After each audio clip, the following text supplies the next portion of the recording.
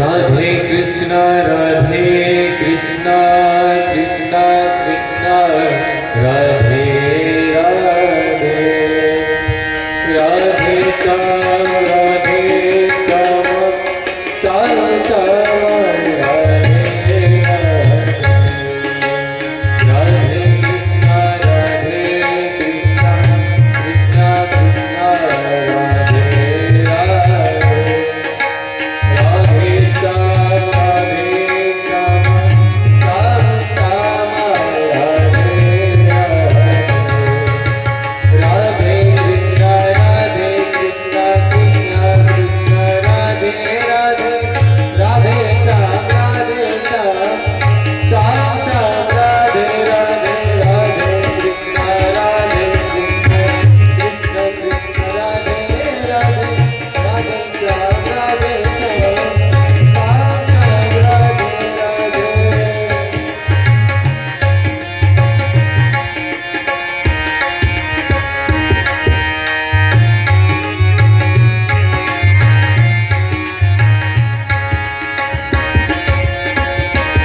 श्याम श्याम राधे राधे राधे कृष्ण कृष्ण कृष्ण राधे राधे राधे श्याम श्याम श्याम राधे राधे राधे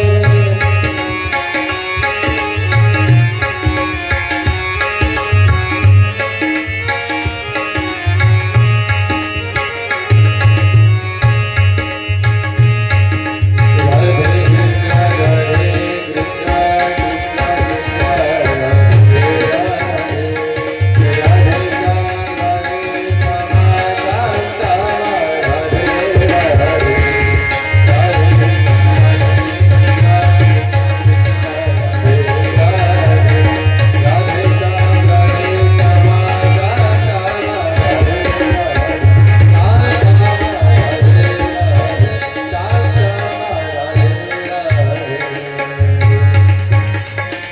गोपाल कृष्ण भगवान की, वृंदावन बिहारी लाल की, श्रीमद् भागवत महापुराण की जय जय श्री राधे।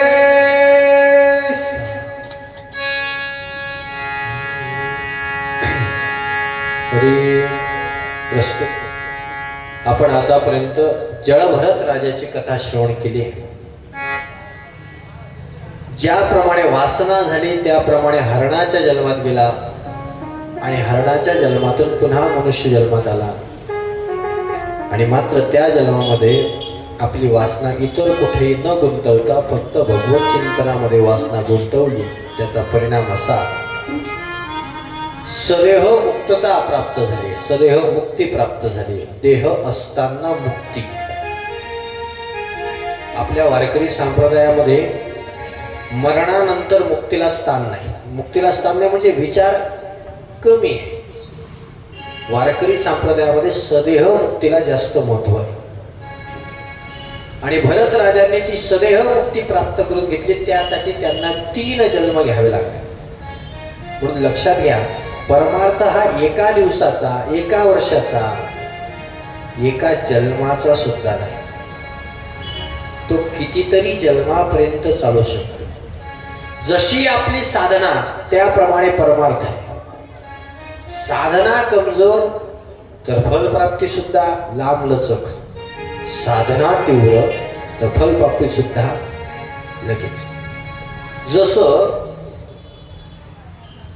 जर उदाहरणच सांगायचं झालं तर आपली साधना कशी चालू आहे सांगू का तुम्हाला.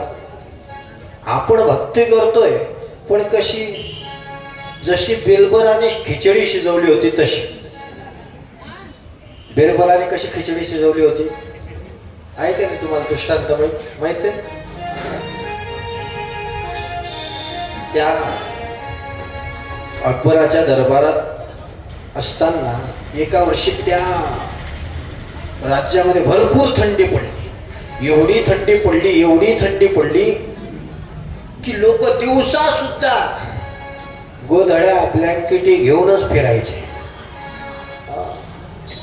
आणि अशा प्रकारची एवढी थंडी, राजाने एवढी थंडी पाहिली नव्हती. त्याला आश्चर्य वाटलं. तो म्हणायला लागला, एवढ्या थंडीतही माणसं कस काय राहतात, आपल्याला एवढी सोय.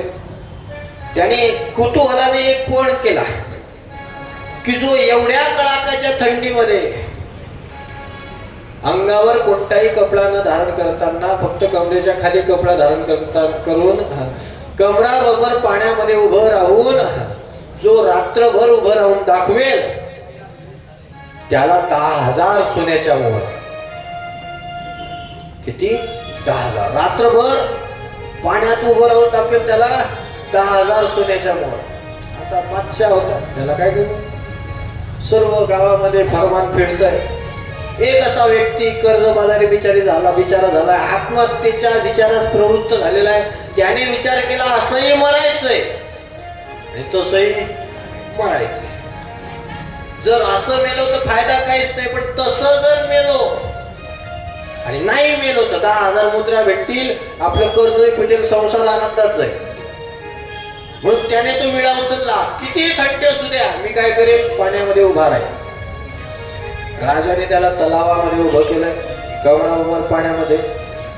दूर सैनिक उभे केलेले आणि तो कुळकुळ कुळकुळ करू लागलेला आहे. रात्रभर त्याने पाण्यात उभं राहून काढली. सकाळी उठला, राजाच्या दरबारात आला. राजे साहेब, तुमचा पण मी पूर्ण केला, आणा माझे 10,000 सोन्याच्या मुद्रा. आता बादशाला ते फोन करणं सोपा वाटला, पण 10,000 मुद्रा देणे जड जाऊ लागल्या. राजाने विचारलं सैनिकांना, हा रात्रभर पाण्यात होता का? हो म्हणे, पाण्यात होता. हा काही याने काही केलं का? नाही म्हणे, याने काहीच केलं नाही, रात्रभर फक्त कुळकुळला म्हणे. त्याला विचारलं, का रे एवढ्या थंडीमध्ये तू रात्रभर पाण्यात राहिला कसा? त्याने सांगितलं म्हणे, महाराज मी माझं चित्त एका ठिकाणी गुंतवून ठेवलं. म्हणजे कुठं? तुमच्या महालाच्या मागच्या तलावामध्ये मी उभा होतो आणि तिथून तुमच्या महालातला एक दिवा मला दिसत होता. त्या दिव्याकडे मी एक सारखं पाहत राहिलो. रात्र कधी निघून गेले लक्षात आली. राजा म्हणाला, भेटणार नाही तुला 10,000 मुद्रा. म्हणे का? माझ्या महालातल्या दिव्याच्या प्रकाशाच्या उष्णतेने तू रात्र काढली म्हणे. आता सरोवर कुठं, महाल कुठं, दिव्याचा प्रकाश किती, त्याचा उष्णता किती, पण द्यायचीच नव्हती ना, मुद्रा द्यायच्याच नव्हत्या. म्हणे जा म्हणे. पण आता राजा बादशाह समोर याचं काय जाणार? रडत रडत निघायला लागला. परत महालातून बाहेर पडताना रस्त्यात बिरबल भेटला. काय झालं बाबा, काय झालं? अरे तुम्ही जा म्हणे, सगळे सारखे जे म्हणे नुसते आश्वासनच देता आणि नेमकं आश्वासनच देता आणि नंतर मग क्रायटेरिया लावता. गाडी आहे तर नको, पगार आहे तर नको, म्हणजे काही नाही असं नाही. अरे म्हणजे तसं नाही, काहीतरी नियम असतात की नाही, काहीतरी नियम असतात, नियमाशिवाय कसं?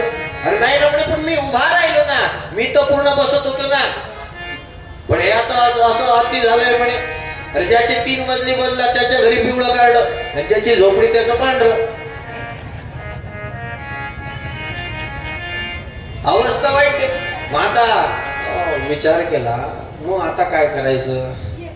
म्हणे मी काम करतो, तुला तुझे 10,000 मुद्रा मिळवून देतो. मग कसं मिळवणार? मी काम, तू ऐक, तुला भेटतील, तू टेन्शन घेऊ नको. काही काही चांगले असत. बिरबलाने बाजू घेतली त्याची, ठीक आहे, काय हरकत नाही. आता राजाच्या पुढे कसं जाणार? दुसऱ्या दिवशी बिरबल दरबारातच आला. आता बिरबल आला नाही, रोजचे काम आळायला लागले. मंत्री होता, आळायला लागले. विचार केला आता करावं काय? सैनिकाला पाठवलं. सैनिकाला सांगितलं, हे बघा म्हणे, माझ्या घरचे परिवारातले माझ्या गावाला गेलेत, मी एकटा घरी खायला काही नाही. मी खिचडी शिजवायला टाकली, खिचडी शिजली की मी तुमच्या दरबारात येतो. बिरबलाने निरोप पाठवला. सैनिक पटकन पळत गेला. बादशाला सांगितलं, बिरबलाने खिचडी लावली, खिचडी शिजली की बिरबल येणार. ठीक आहे. अर्धा तास झाला, 1 तास झाला, 2 तास व्हायला लागले, पण तरी सुद्धा बिरबल आला नाही. शेवटी पुन्हा एक पाठवला. अरे शिजले अजून, जा पाठवलं.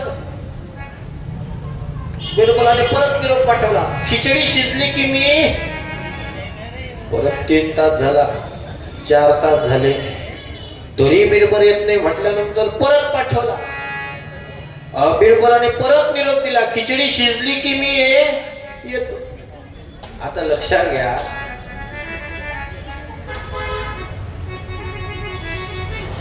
अशा प्रकारे चालता.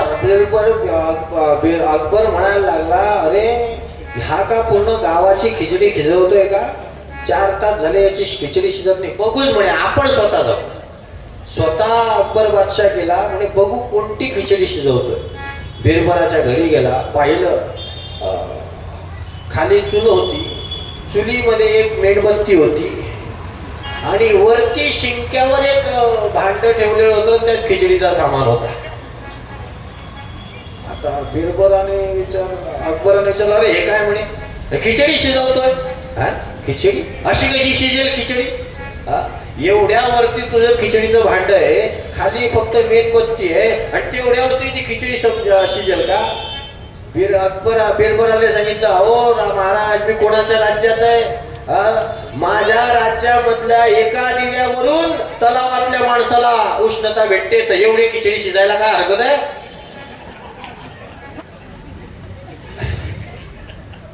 बिरबल म्हणाला, नाही रे बाबा. अकबर म्हणाला, बरोबर आहे रे बाबा, देतो 10,000 ये परत.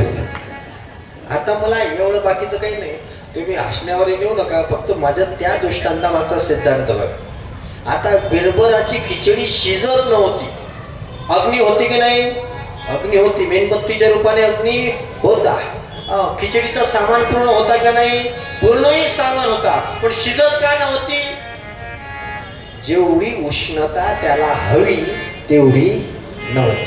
तसं आपण परमार्थ करत नाही का? करतोय. मंदिरात जात नाही का? जातोय. काकळा करत नाही का? करतोय. हरिपाठ म्हणत नाही का? म्हणतोय. कथेला बसलो नाही का? बसलोय. कथा ऐकत नाही का? ऐकतोय. देव भेटत नाहीये का? आपण खिचडी खाली मेणबत्ती नाही, अगरबत्ती लावली आहे. आपले प्रयत्न फक्त अगरबत्ती एवढे. कसा? परमार्थ रूपी खिचडी आपली शिजायची. परमार्थ प्राप्त करायचा आहे ना, त्यासाठी कष्ट करावे लागतात, त्यासाठी झिजावं लागतं, त्यासाठी माणसाला एक रूप होऊन भक्ती करावी लागते. आपले परमार्थाचे प्रयत्न चालू आहे, पण वरच्यावर चालू आहे. फक्त तोंडी लावण्यासाठी परमार्थ चालू आहे. मेन कोर्स आपला संसारच आहे. माझं बोलणं लक्षात येतं ना? म्हणून जसं खाण्याच्याच भाषेमध्ये बोलतो. फक्त जसं लिंबू ते लोणचं आहे, पापड आहे, तसा परमार्थ चालू आहे.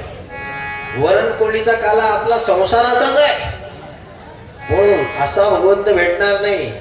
वरणपोळीचा काला परमार्थाचा करावा लागेल आणि बाकीचं तोंडी लावण्याचं संसार ठेवावं लागेल. तेव्हा परमार्थ घडेल, तेव्हा भगवंत भेटेल. असं नाही भेटत. आपली गंमत कशी चालू सांगू का? 4 व्हीलर असावी. ती 4 व्हीलर रस्त्याने चालते, पण खराब रस्ता यावा, जरा चिखल असावा आणि चिखल्यामध्ये ती बसावी. फसल्यानंतर तो ड्रायव्हर एक्सिलेटर दाबतो, गुर्र गुर्र गुर्र गाडी फिरते, चाकही जोरजोरात फिरतायत, पण गाडी पुढे जाते का? तशी आपली गंमत आहे. आपलंही चाक जोरात फिरतायत. काकळा हरिपाठ कथा कीर्तन, काकळा हरिपाठ कथा कीर्तन, काकळा हरिपाठ कथा कीर्तन. हा झाला सप्ताह की दुसरा सप्ताह, दुसरा झाला की तिसरा सप्ताह. चाक जोरात फिरतायत हो, पण आपलं अंतर किती सुटलं याचा तर विचार करा. कारण आपण आपले चाक संसार रूपी मोहामध्ये फसलेत. कसे परमार्थ करून पुढे जाणार? अजून एक उदाहरण सांगतो. उदाहरणाची माझ्याकडे कमी नाही, माझ्याकडे टायमाची कमी. काय? जुना काळ. 4-5 मित्र निघाले. पूर्वीच्या काळी एवढे मनोरंजनाचे साधन नव्हते. जुना काळ. त्यांनी विचार केला, अहो म्हणे दुसऱ्या गावामध्ये जंतर आहे, जंतरला चालता का? सर्व मित्रांचं काय झालं, ठरवलं जंतरला जायचं. गेले, निघाले. आता जात असताना गावाला नदी पार करून जायची गरज. पूर्वी काही एवढे पूल नव्हते, नदी पार करून जायची. पार करायला गेल्यानंतर पुढे असं झालं, रस्त्या दिवसा पार्थ करून गेले, तिकडे गेले जत्रेमध्ये. आता जत्रेमध्ये गेल्यानंतर माणसं जे मुलं असतात ते जास्त तिकडे, बाकीच्या गोष्टी नाही, ते तिकडे जातात. कुकडे जिथं टिंग टिंग वाजतं तिथं आलं लक्षात. तिथं गेल्यावर एक वेळेस न करतात का ते चव, ते जरा नादिक होते म्हणजे ते चिलिंग भरणारे होते. त्या सर्वांनी चिलिंग ओढली. आता एक लक्षात घ्या, आता निरीक्षणावरून सांगतो, पिणारा गटरात लो आहे, पण जो ते गांजा पिणारा आहे ना तो लोळत नाही. त्याच्या क्रिया फक्त बदलतात, त्याच्या क्रिया गडबड होतात, त्याला उमजत नाही. तो अर्धा शुद्धीत आणि अर्धा धुंदीत राहतो, अशा अवस्था. आणि तशाच प्रकारचं काहीतरी केलं आणि निघाले. आता तिकडून निघाले, नदी परत लागली, पण आता नाविक नव्हता. त्यांनी विचार केला, अरे नाविक नाही तर नाही, आपण बसू म्हणे नावेत, आणि काय करू, घेऊन जाऊ. ठीक आहे, 4 मित्र त्या नावेत बसले. बसल्यानंतर ते वलवू लागले, हे जोर जोरात जोर जोरात जोर जोरात जोर जोरात. अरे रात्रीची वेळ, हे म्हणताय अरे एवढा वेळ झाला वलवताय म्हणे, दुसरा काट का लागत नाहीये. ते मागचे म्हणायला लागले, थांबा म्हणे, तुम्ही थकले म्हणे. ते पुढचे थकले म्हणून मागचे पुढे बसले, परत वलहायला लागले, वलवताय. सकाळ झाली, उजळायला लागलं, पण दुसरा काठ यायला तयार नाही. हे म्हणता पूर आला का काय रात्यात नदीला. पण सकाळ होता होता त्यांची थोडी उतरली होती. यांनी मागे पाहिलं, आपण रातभर वलवताय पण नावेचा दोर सोडला नाही. कशी नाव पुढे जायची, जाणार आहे पुढे. तसं तुम्ही वलवताय, भजन करताय, कीर्तनाला जाताय, पण संसार रूपी नावेच्या मोहाचा दोरच तोडला नाही. कसं पुढे सरकणार आपले नाव. ते नाव सरकण्यासाठी संसाराचं बंधन तोडणे गरजेचं आहे. आणि ते बंधन भगवत कथेने, भगवत भजनाने आणि निष्ठेने निर्माण होतात, तुटतात. असेच नाही तुटत. म्हणून संसाराचं वर्णन केलेलं आहे त्या जडभरत राजाने. त्या रघुगण राजाला संसार अरण्याचं वर्णन केलेलं आहे. संसार हा अरण्यात आहे आणि याच्यातून बाहेर निघायचं असेल, भगवत कृपा, गुरुकृपा महत्वाची आहे. ज्ञान दिलेलं आहे. त्यानंतर परीक्षिती राजाला शुकदेव वेगवेगळ्या प्रकारचं ज्ञान सांगतायत, भिन्न भिन्न वर्षांचे वर्णन करतायत, 6 द्वीपांचं वर्णन करून सांगतायत. आणि हे सांगत असताना परीक्षिती राजाला नरकाचं वर्णन करताना सांगतात की हे राजा ऐक, या मनुष्य लोकामध्ये मनुष्य जे काही कर्म करतो, त्या कर्म केल्यानंतर त्या कर्माचे 2 गती होतात. कर्म जर विहित असेल, शास्त्रांना संमत असेल, तर त्या कर्माचं पुण्य तयार होतं. आणि जे कर्म अविहित आहे, शास्त्राने करायला नाही सांगितलेलं आहे, ते कर्म केलं तर पाप होतं. पुण्य झालं तर माणसाला सुखभोग मिळतो, स्वर्ग सुख मिळतं, वैकुंठ सुख मिळतं, सत्य लोकाचं सुख मिळतं, मृत्यू लोकात चांगली अवस्था प्राप्त होते. पण जर पाप वाढलं तर माणसाच्या जीवनामध्ये दुःख प्राप्त होतं. नवे त्याला नरक योनीला जावं लागतं. आणि नरकात गेल्यानंतर विविध पापानुसार विविध भोग भोगावे लागतात. मग त्या नरकाची वर्णन करतायत की ऐक म्हणे बाबा, नरक लोक हा सूर्यपुत्र यमराजाच्या आधी काय आहेत, अधिपत्याखाली आहे. या अधिपत्याखाली असताना या संयमनी नगरीच्या राजा ते पितृराज भगवान यम आहेत आणि ते प्राण्याला त्याच्या कर्मानुसार दंड करत असतात. मग विविध नरकात पाठवतात. मग नरक किती आहे, भागवतात वर्णन आले 28 प्रकारचे नरक. 28 कोणते कोणते, तामिश्र, अंध तामिश्र, रौरव, महारौरव, कुंभिपाक, कालसूत्र, असिपत्रवन, सुकरमुख, अंधकूप, कृमिभोजन, संदंश, उत्तप्त श्रमी व्रजकंठ शाल्मली वैतरणी पुयोद प्राणरोध विशसन लालाभक्ष सारमेयादन अविची अयपान शारकर्तम रक्षोभगण भोजन शूलप्र तंदशुक अवट निरोधन पर्यावर्तन सूचिमुख हे किती आहेत 28 प्रकारचे नरक आहे या आणि 28 प्रकारच्या नरकामध्ये मनुष्य जे कर्म करतो त्यानुसार दुःख भोगत असतो जे भोग भोगतो ते दुःख रूपी भोग आहे मग कोणत्या कर्माने कोणत्या नरकात जायचं याची लिस्ट दिली आहे आता हे मेनू कार्ड वाचलं आता कोणत्या मेनूला काय भेटणार आहे हे समजेल आणि आपण ठरवायचं कोणत्या नरकाला जायचं जायचंय का पण आपल्याला माहित पाहिजे म्हणून सांग ऐका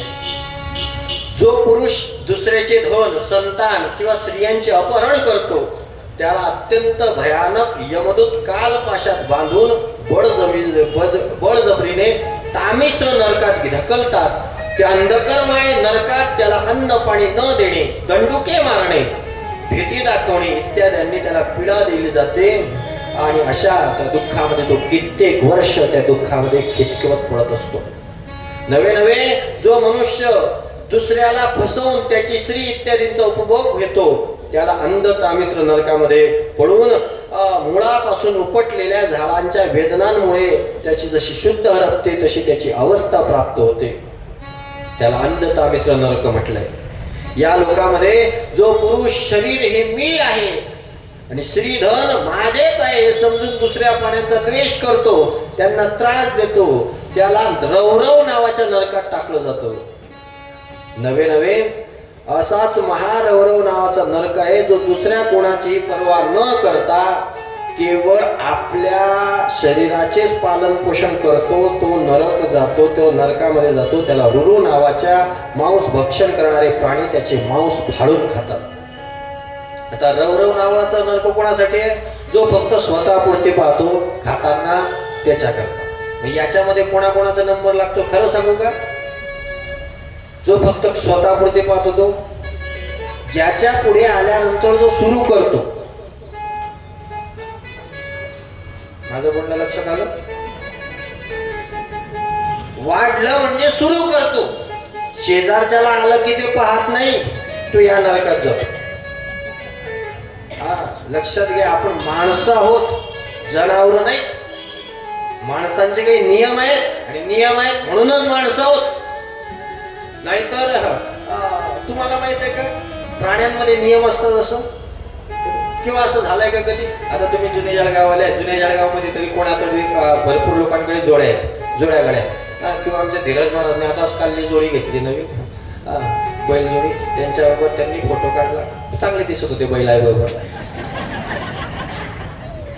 मग अशा प्रकारे जोडी बैल जोडी असते ना त्याला त्याच्याकडे जा कधीतरी संध्याकाळी दिवसभर काम करून बैल आलेले असतात घरी त्यांना बाजूला बांधलेलं असतं त्यांच्यासाठी काय कालवतात दान कालवलं जातं त्यांचे डोंगे भरले जातात ते डोंगे भरले की एखाद्या बैलाला अगोदर सोडलं जातं दुसऱ्याला नंतर सोडलं जातं मग जो पहिला बैल जातो तो पहिला बैल जाता उभर खात तो वाट पाहतो दुसऱ्याची माझ्या बरोबरचा येईल आणि मग मी खाईल बरोबर आहे ना बरोबर आहे का मग बैल काय करतात ज्याच्या समोर आलं ते सुरू करतात कोण कोण सुरू करतं म्हटलं मी मग आपण कोण आहे ही प्रगती आहे ही प्रगती आहे काय आपण पूर्वीच्या काळी नियम होते की सर्वांना वाढून झाल्याशिवाय कुंडलिका वर्धेचा गजर झाल्याशिवाय सर्वांना बसा अशी आज्ञा झाल्याशिवाय कोणी बसत नव्हतं जेवणाला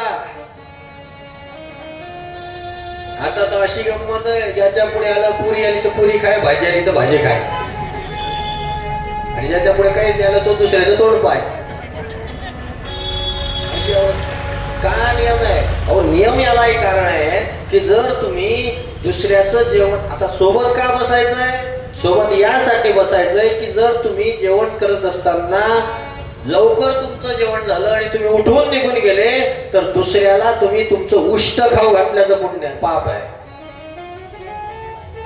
दुसऱ्याला उष्ट खाऊ घालण्याचं पाप आहे म्हणून सर्वांनी सोबत बसावं आणि सोबत उठावं, याला काहीतरी कारण आहे. पण किमान सप्ताहामध्ये तरी हे नियम पाळा. बाकीच्या लग्नांमध्ये तर जाऊ द्या, लग्नामधल्या तर पंक्ती आता जेवणाच्या लायकीच्या राहिल्या नाही. माणसं खुर्चीवर बसतात, हे मागून दृश्य मला उठवणार आहे. एका दिवशी तर असं झालं 2 तास उभा होतो खुर्चीच्या मागे. बिचारा काय 2 दिवस झाले जेवला नाही होता, काय काय नाही. असं हळू चालू होतं, काय माहिती, इतकं हळू की आमच्या धीरज महाराज पेक्षाही हळू. बिलकुलच हळू जेवण चालू आहे. आणि हळू जेवण करता करता तेवढ्यात आता बाकीच्यांचे 2-2 शिपा होऊन गेले, आम्ही तिथंच उभा. आता पर्याय नाही. तेवढ्यात असं झालं, आता याचं व्हायला आलं. म्हटलं आता याचं झालं, याने उठलं की आपण बसू. तेवढ्यात मागून मला एकाने हात लावला. महाराज कस काय? मी त्याच्याशी मागं पाहतो तवशी दुसरा तिथं घुसला. त्या दिवसापासून ठरवलं कोणाच्या लग्नात जेवण करायचं नाही. घरी भाकरी टाकायला लावायच्या, घरी भाकरी खायच्या मग जायचं. अशी अवस्था झाली आहे. लग्नात जेवण बंद केलंय लोकांनी, मग काय आपल्याला लग्नाचं पुण्य भेटणार आहे? अशी अवस्था आहे. म्हणून जाऊ द्या. म्हणून तो महारवराव नावाच्या नरकात जातो, तो जो फक्त स्वतःच्या पोटापुरती बघतो. जो क्रूर मनुष्य या लोकी पोट भरण्यासाठी पशु पक्ष्यांना मारतो आणि त्यांना शिजवतो, त्यांना मेल्यानंतर यमदूत कुंभिपाक नावाच्या नरकात घेऊन जातात. आणि ज्याप्रमाणे त्याने इथं त्या पशु पक्ष्यांना मारलं, शिजवलं, त्याप्रमाणे त्याला तिथं जिवंत उकडत्या तेलामध्ये शिजवलं जातं. त्याला काय म्हटलं जातं? कुंभिपाक नावाचं नरक. इथं जर तुम्ही शिजवलं तर तिथं तुम्हाला शिजवणार, हे लक्षात घ्या. म्हणून मांसाहार चांगला करूच नाही. मांसाहार माणसाने करूच नाही. तो माणसांचा आहारच नाही, पण खाता काय समजत नाही लोक. मग खायचंय तर कच्चं खाणं कुत्र्यासारखं. कशाला शिजवताय? खायची जेवढी आवश्यक ते चांगलं लागणार आहे का नाही? मसाले टाकून मग चांगलं तर काय, साध्या भाज्याही चांगल्या लागतात. माणसं आहोत आपण, मनुष्य जन्माला काहीतरी नियम आहे. मांसाहार नाही सांगितला, पण तरी आपण खातोच. मांसाहार करणाऱ्याला जिवंत शिजवलं जातं ते कुंभिपाक नरकामध्ये. त्यानंतर पुढे आलेले जो मनुष्य या लोकी माता पिता ब्राह्मण यांना विरोध करतो, माता पितांना त्रास देतो, त्याला यमदूत कालसूत्र नावाच्या नरकात घेऊन जातात. याचा घेर 10,000 योजन आहे आणि येथे तापलेलं तांब्याचं मैदान आहे. आणि वरून सूर्य खालून अग्नी अशा दाहाने तो भयंकर तापलेला याच्यावर त्याला फिरवलं जातं. तिथंच त्याला राहावं लागतं. 1 मिनिट सुद्धा त्याला काय पडत नाही, चैन प्राप्त होत नाही. त्यानंतर वर्णन आलेलं आहे, जो मनुष्य, जो पुरुष राजा किंवा राजाचा सेवक असून सुद्धा एखाद्या निरपराध मनुष्याला दंड देतो किंवा ब्राह्मणाला शरीर दंड देतो, तो महापापी मेल्यानंतर सुकरमुख नरकात जातो. तेव्हा त्याच्या महाबलवान यमदूत त्याचे अंग घुसळतात. तो चरकात घातलेल्या उसाप्रमाणे चिरडला जातो, पण त्याची सुटका लवकर होत नाही. जो मनुष्य या लोकी ढेकूळ, डास, मच्छर यासारख्या प्राण्यांना मारतो, त्याला मेल्यानंतर अंधकूप नावाच्या नरकात घेऊन जातात. आणि त्या नरकामध्ये हे सर्व प्राणी त्याला चावून, त्याला झोपू देत नाही, बसू देत नाही, उभं राहू देत नाही, त्याला सतत त्रास देतात. असे हजारो वर्ष त्याला त्या नरकात घालावे लागतात. जो व्यक्ती या लोकी चोरी करेल, बळजबरीने ब्राह्मणाच्या किंवा आपत्ती नसतानाही दुसऱ्याचे कोणाचे सोन्याचे, रत्नाचे, धनाचे चोरी करेल, त्याला यमदूत मेल्यानंतर सदंश नावाच्या नरकात घेऊन जातात आणि त्याला तापलेल्या लोखंडाच्या सळ्यांनी डाग दिले जातात. आपण म्हणायचो ना लहानपणी, आपल्या नातवांना, आपल्या मुलांना सांगतो ना, चोरी करायची नाही बरं, देवबाप्पा शिक्षा करतो, देवबाप्पा चटका लावतो. फक्त त्यांनाच नाही, आपल्यालाही आहे. काही लोक म्हणतात आम्ही कुठे चोरी करताय? मीटराचं बिल कमी करणं, लाईट बिल कमी करणं चोरी नाही? हे चोरी नाही का? चोरी नाही? अहो, विनोबा भावेंनी आपल्या ग्रंथामध्ये सुंदर वर्णन केलं आहे. चोरी कशाला म्हणतात? जर मोबदला 1 रुपयाचा आहे पण घेतला 5 रुपये, तर 1 रुपया हा घेणं हे स्वाभाविक कर्म झालं, पण त्याच्यावरचा 4 रुपये जास्तीचा मोबदला घेतला ती चोरी आहे. कष्टाच्या वरती कमवलं, जेवढे कष्ट केले ना त्याच्यापेक्षा जास्ती घेतलं तर चोरी आहे. लक्षात घ्या, जेवढं स्वाभाविक आहे तेवढं घ्यावं, जेवढे कष्ट आहे तेवढं घेण्याविषयी मनाई नाही. पण माणसाला कष्टाचं नाही आवडत, फुकटाचं जास्त आवडत आहे की नाही? फुकटाचं आवडतं. अरे फुकटाचंही आवडत आपल्याला, त्याची किंमत आहे का? फुकटाची किंमत नाही ना आपल्याला. आपल्या सरकारने आपल्याला पोटात पडावं म्हणून धान्य फुकटात दिलं, आपण काय केलं? काय केलं? गाड्यावाल्यांना इकून टाकलं. किंमत आहे आपल्याला फुकटाची. ज्यांच्यासाठी दिलं त्यांच्यासाठी नाही, ज्या बाकीचे त्यांचे धंदे चालू झाले, अशी अवस्था आहे. म्हणजे आपल्याला फुकटाची किंमत नाही. आणि अशी अवस्था आहे मनुष्याच्या जीवनामध्ये.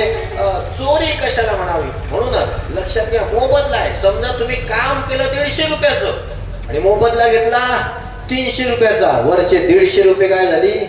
चोरी झाली. म्हणून मोबदला हे कसा असला पाहिजे? माफकच असला पाहिजे. म्हणून चोरी कशी? ती चोरी केली की लोखंडाच्या सळ्यांनी डाग घेणे आहेत. मग ते चोरी कशाची असो, दुसऱ्याच्या शेतातल्या तुरीच्या शेंगा चोरून का आणता नाही तुम्ही? नाही तर हरभरे उपटून आणा, तीही चोरीच आहे आणि त्याचेही डाग भेटणारच आहे.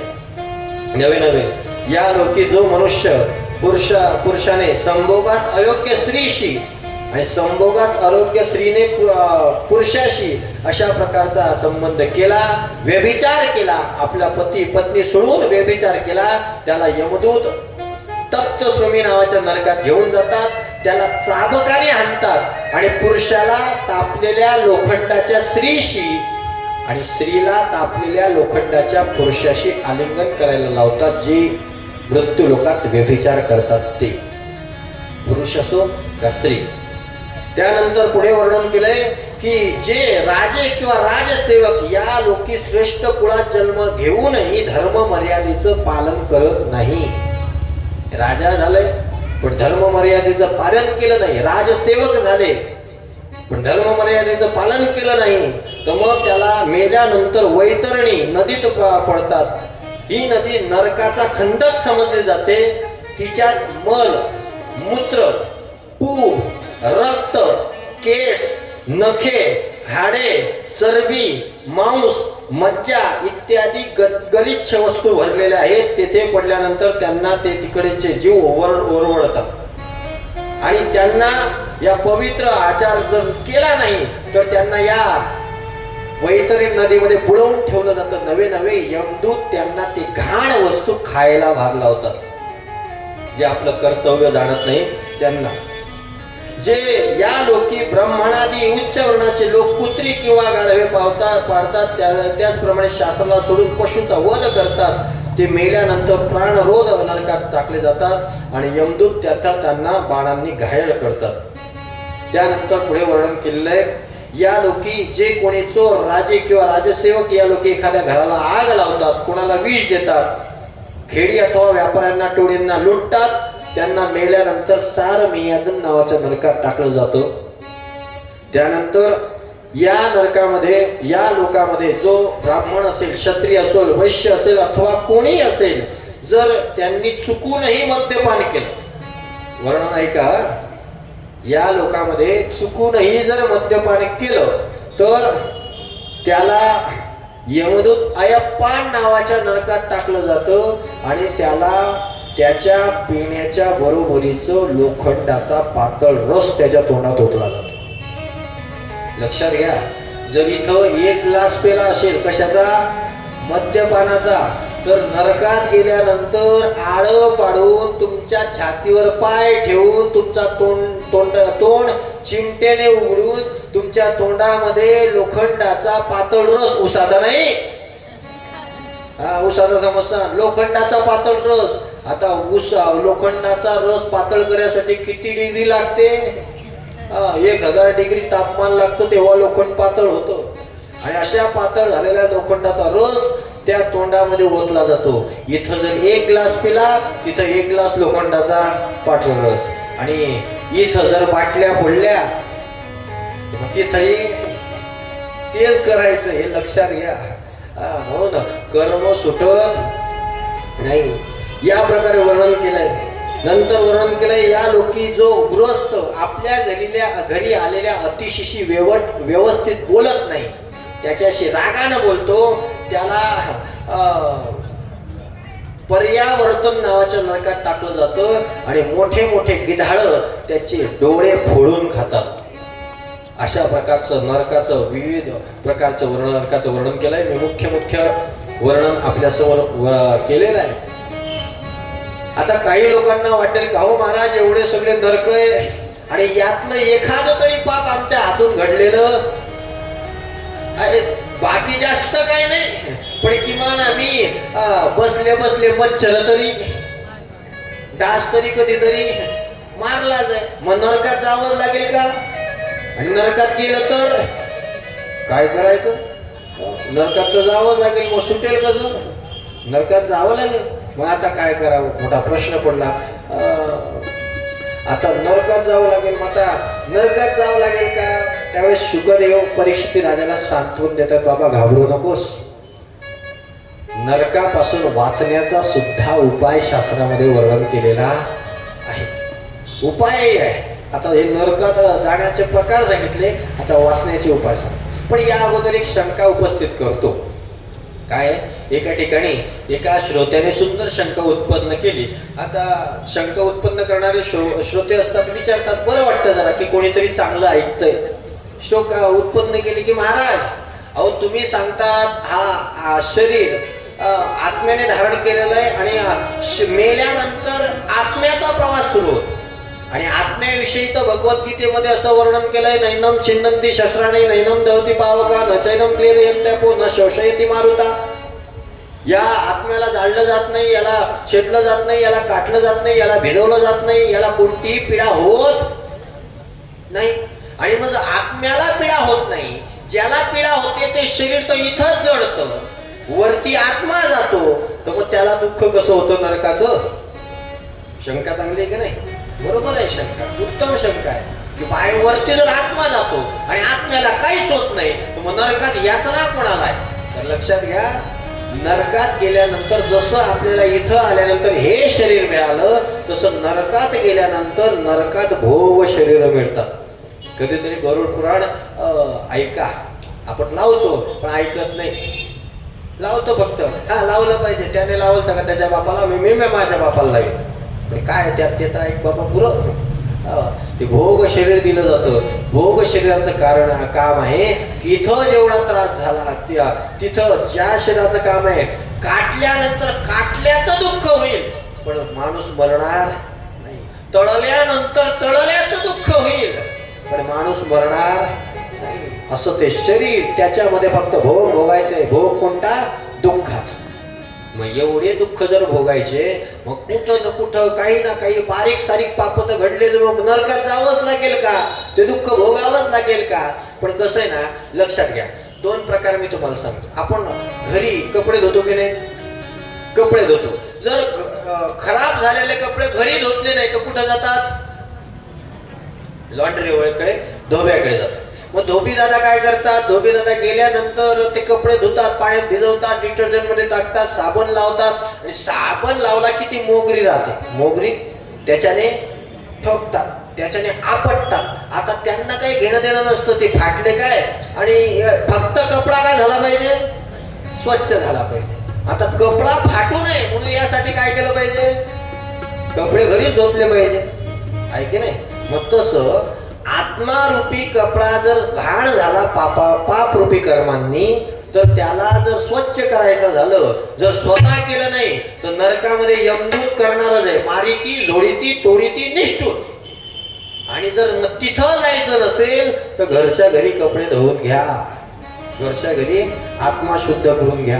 हा आत्मा शुद्ध कसा होईल, आपले पाप कर्म शुद्ध कसे होतील, यासाठी परीक्षित राजाला शुकदेव सांगतायत, काय कर बाबा, याच्यासाठी सर्वात सोपं साधन कलियुगामध्ये सांगितलंय, नामस्मरण कर. देवाचं नाम जप कर. कितीही पाप असू दे, तुझं पाप भस्मसात होऊन जाईल. तृण अग्निमेळे समरस झाले तृण अग्नी मेले समरस झाले तृणग्नी मेले समरस झाले तृण अग्नी मेले समरस झाले कैसे नाम केले जपता कैसे नाम केले जपता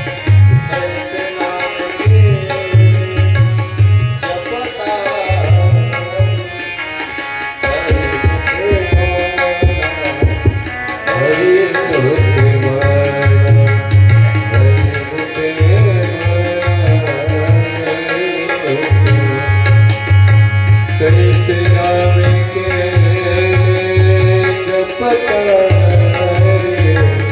कैसे नाम के जपता हरि मुखे मारा हरि मुखे मारा हरि मुखे मारा हरि मुखे मारा तृण अग्नी मेळे समरस झाले कैसे नामे केले जपता हरी म्हणून भगवंताचं नामस्मरण कर बाबा कितीही पाप असू दे ते भस्मसात होईल त्यासाठी उदाहरण दिलंय बाबा ऐक कान्यकुब्ज नावाचं नगर आहे आणि तिथं एक दासीपती अजामिळ नावाचा एक ब्राह्मण राहत होता जन्माने ब्राह्मण होता पण कर्माने अत्यंत अशुद्ध आचरण करत होता पाप करत होता त्याने पाप भरपूर केले पापच करायचा पाप कर्मामध्ये रत असायचा दुसऱ्यांना मारणं जोडणं लुबाडणं यासारखे कर्म करायचा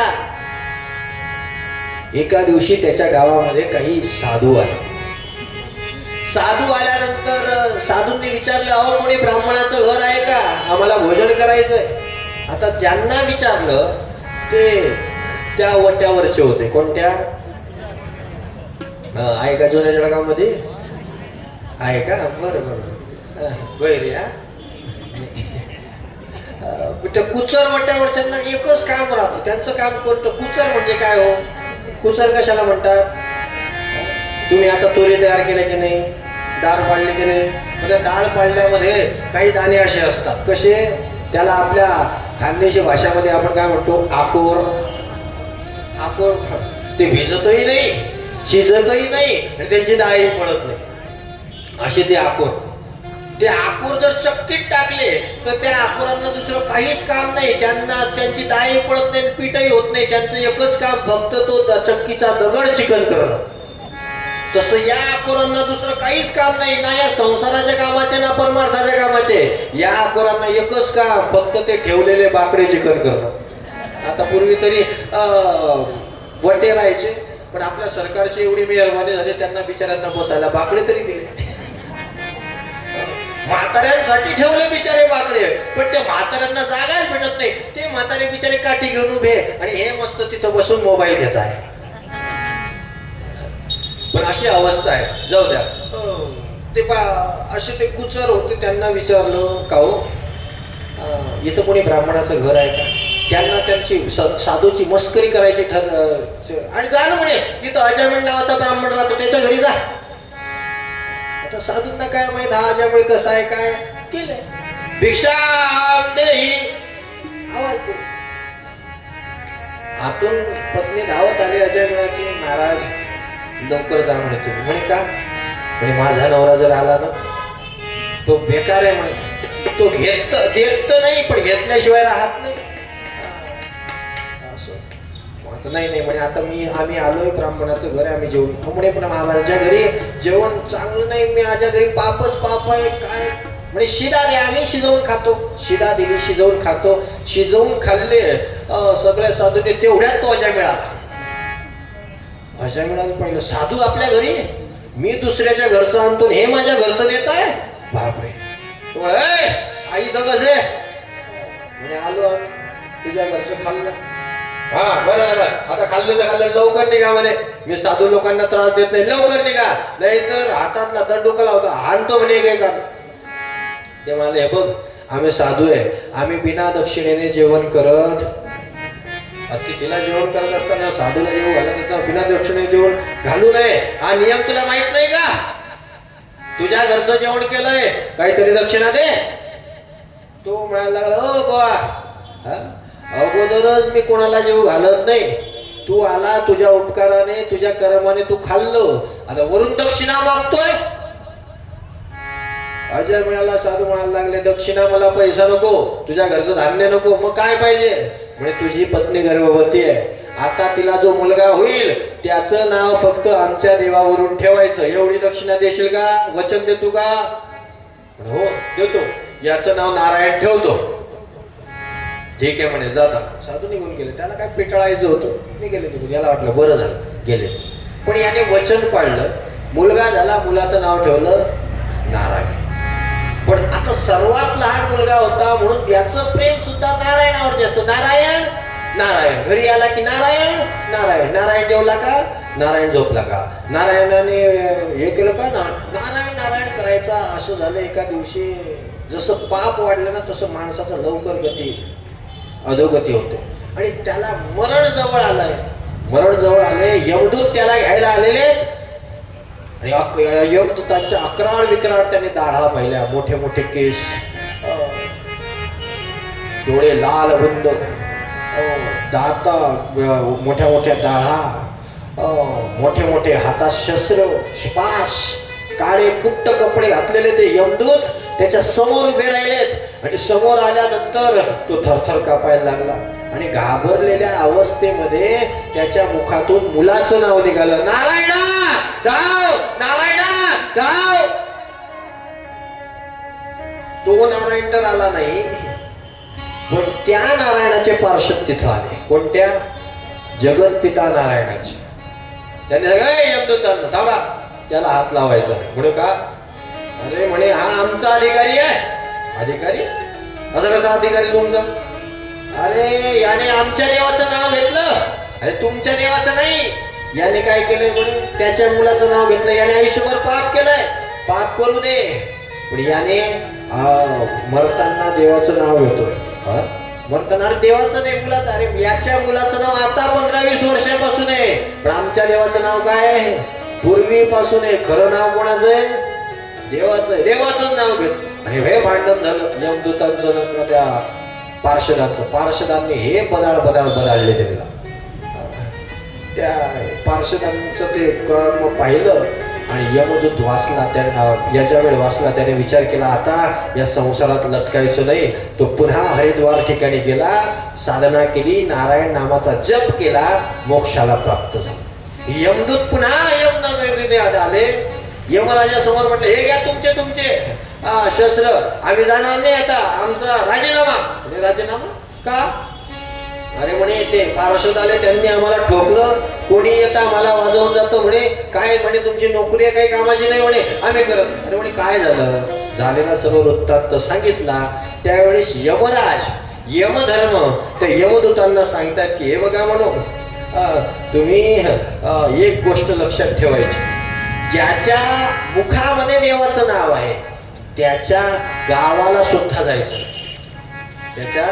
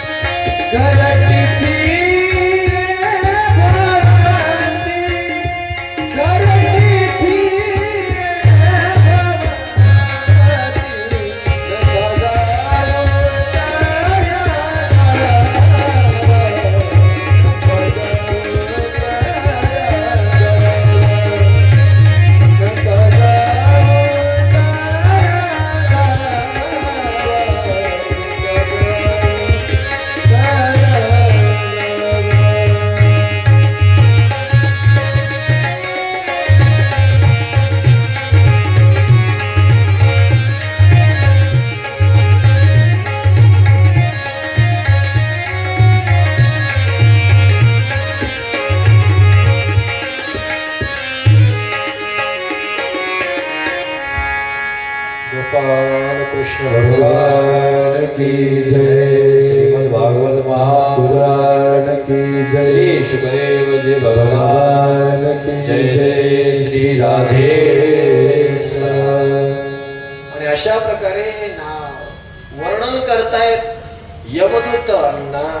हे यमदूतांना तिथं जायचं नाही बरं का. कुठं? नका जाऊ त्या गावात नामधारकाच्या शिवाय. ज्याच्या मुखामध्ये भगवंताचं नामस्मरण आहे त्याच्या गावाला सुद्धा जायचं नाही. यमदूतांना सांगतायत की हे यमदूतांना ऐका, त्या ठिकाणी जायचं नाही. कुठं? त्या ठिकाणी जिथं भगवंताचं नामस्मरण होतं, कशाही वृत्तीने होतं. सांकेत्यम परिहास्यम वा स्तोभम हेलनमेव वा वैकुंठ नाम ग्रहण मशेषाद हरम विदुः पतितस्खलितो लग्न संदंश तप्त हाता हरिरित्य वशे नाह पुन्हा कुमार नारहती यात.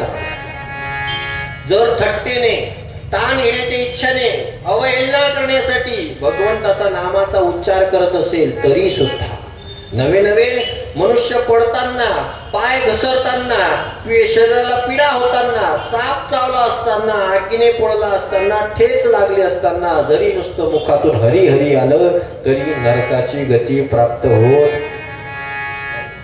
लक्षात घ्या. मग नुसतं हरी हरी. अहो एखादा टवाळ बसलाय आणि एखादा कथेला जाणारा व्यक्ती भाविक जातोय, हा हरी हरी निघाले का असं म्हटलं ना तरी त्या बसणाऱ्याला म्हणणाऱ्याला नरक नाही असं म्हणतात. या श्लोकाचा असा अर्थ होतो. पण काही लोक म्हणतील मग हे तर बरं झालं महाराज, दिवसभर पाप करू आणि रात्री झोपण्याच्या अगोदर काय करू दोनदा हरी हरी म्हटलं की झालं आमचं काम. कशाला पुण्यकर्म केलंच पाहिजे, दिवसभर पाप करायचे, मरताना झोपताना हरी हरी मग झालं की नाही. पण एवढं सोपं नाही बरं का. एवढे सोपं जर असता परमार्थ तर कशाला एवढं खटाटोप संतांनी केला असता, कशाला एवढे नियम सांगितले असते. लक्षात घ्या. याचं पुढचं वर्णन त्या श्रीधरी टीकेमध्ये श्रीधर स्वामी करतात.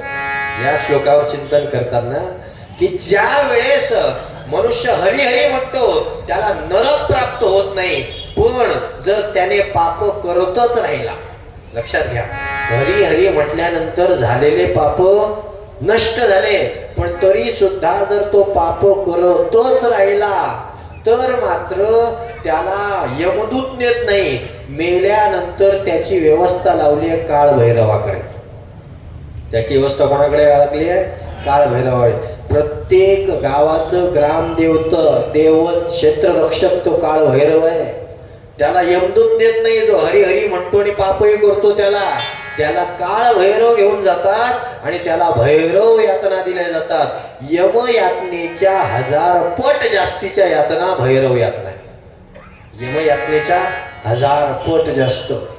म्हणून लक्षात घ्या, सुटत नाही. काही लोक म्हणतील मग बुवा लोक पाप करतात ते सुटतं का? सुटत नाही. त्यांच्यासाठी तर देवाने स्पेशल 29वा नरक बनवायला घेतलाय.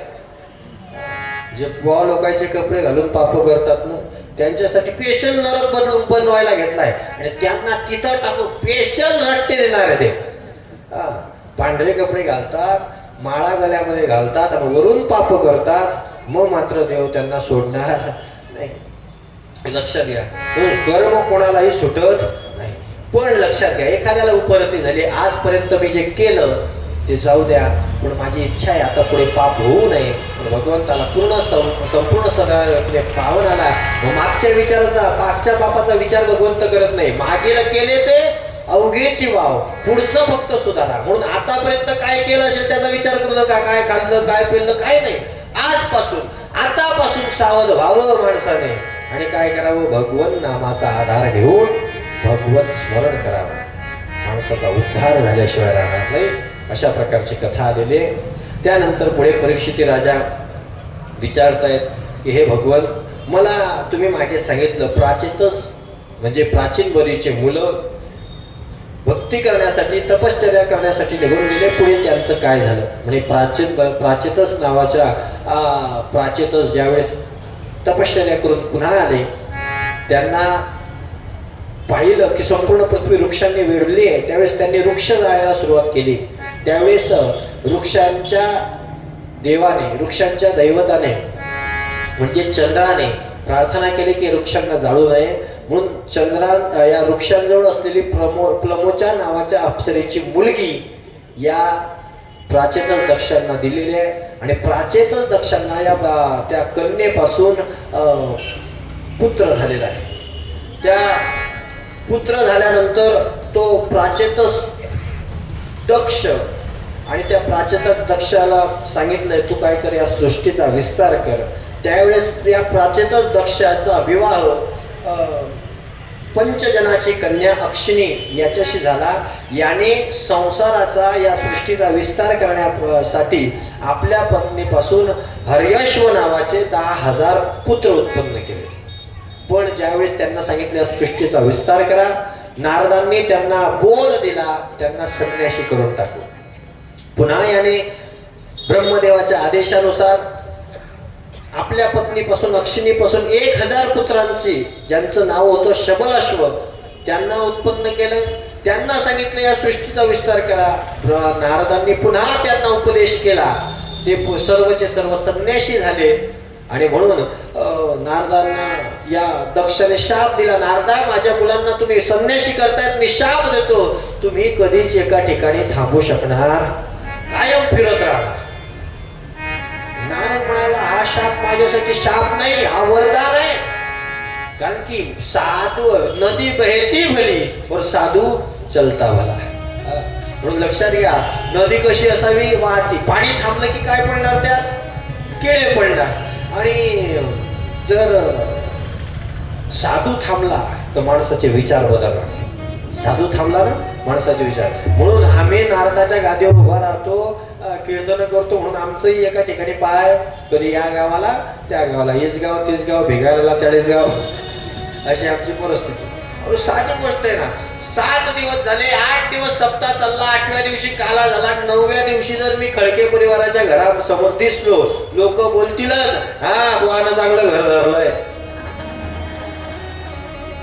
त्यापेक्षा सप्ताह झाला की आम्ही गेलेले, काला झाला की हाला, काला झाला की हाला. परत जर काही काम पडलं तर क्वचितच, पण जास्त घर घुसे ते प्रकार नाही. काही काहींना आमच्या भाऊ लोकांना आहे घर घुशाची सवय.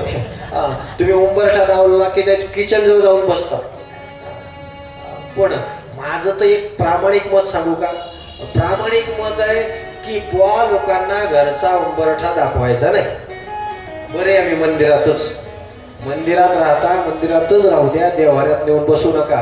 आमच्या बुवा लोकांची नजर एवढी वाईट झाली आहे, गुरुवाराच्या शब्दात सांगू का, जेवढी नजर बँडवाल्याची वाईट नाही तेवढी आमच्या बुवा लोकांची झाली. आता जर प्रसंग सांगितलं, इथं सांगण्याचं व्यासपीठ नाही, पण अशी वाईट प्रसंग आम्हाला बघायला मिळतात ना. वाईट वाटतं कधी कधी की असे लोक कीर्तन करायला लागलेत आणि लोक खुशाल त्यांच्या मागे पळायला लागले.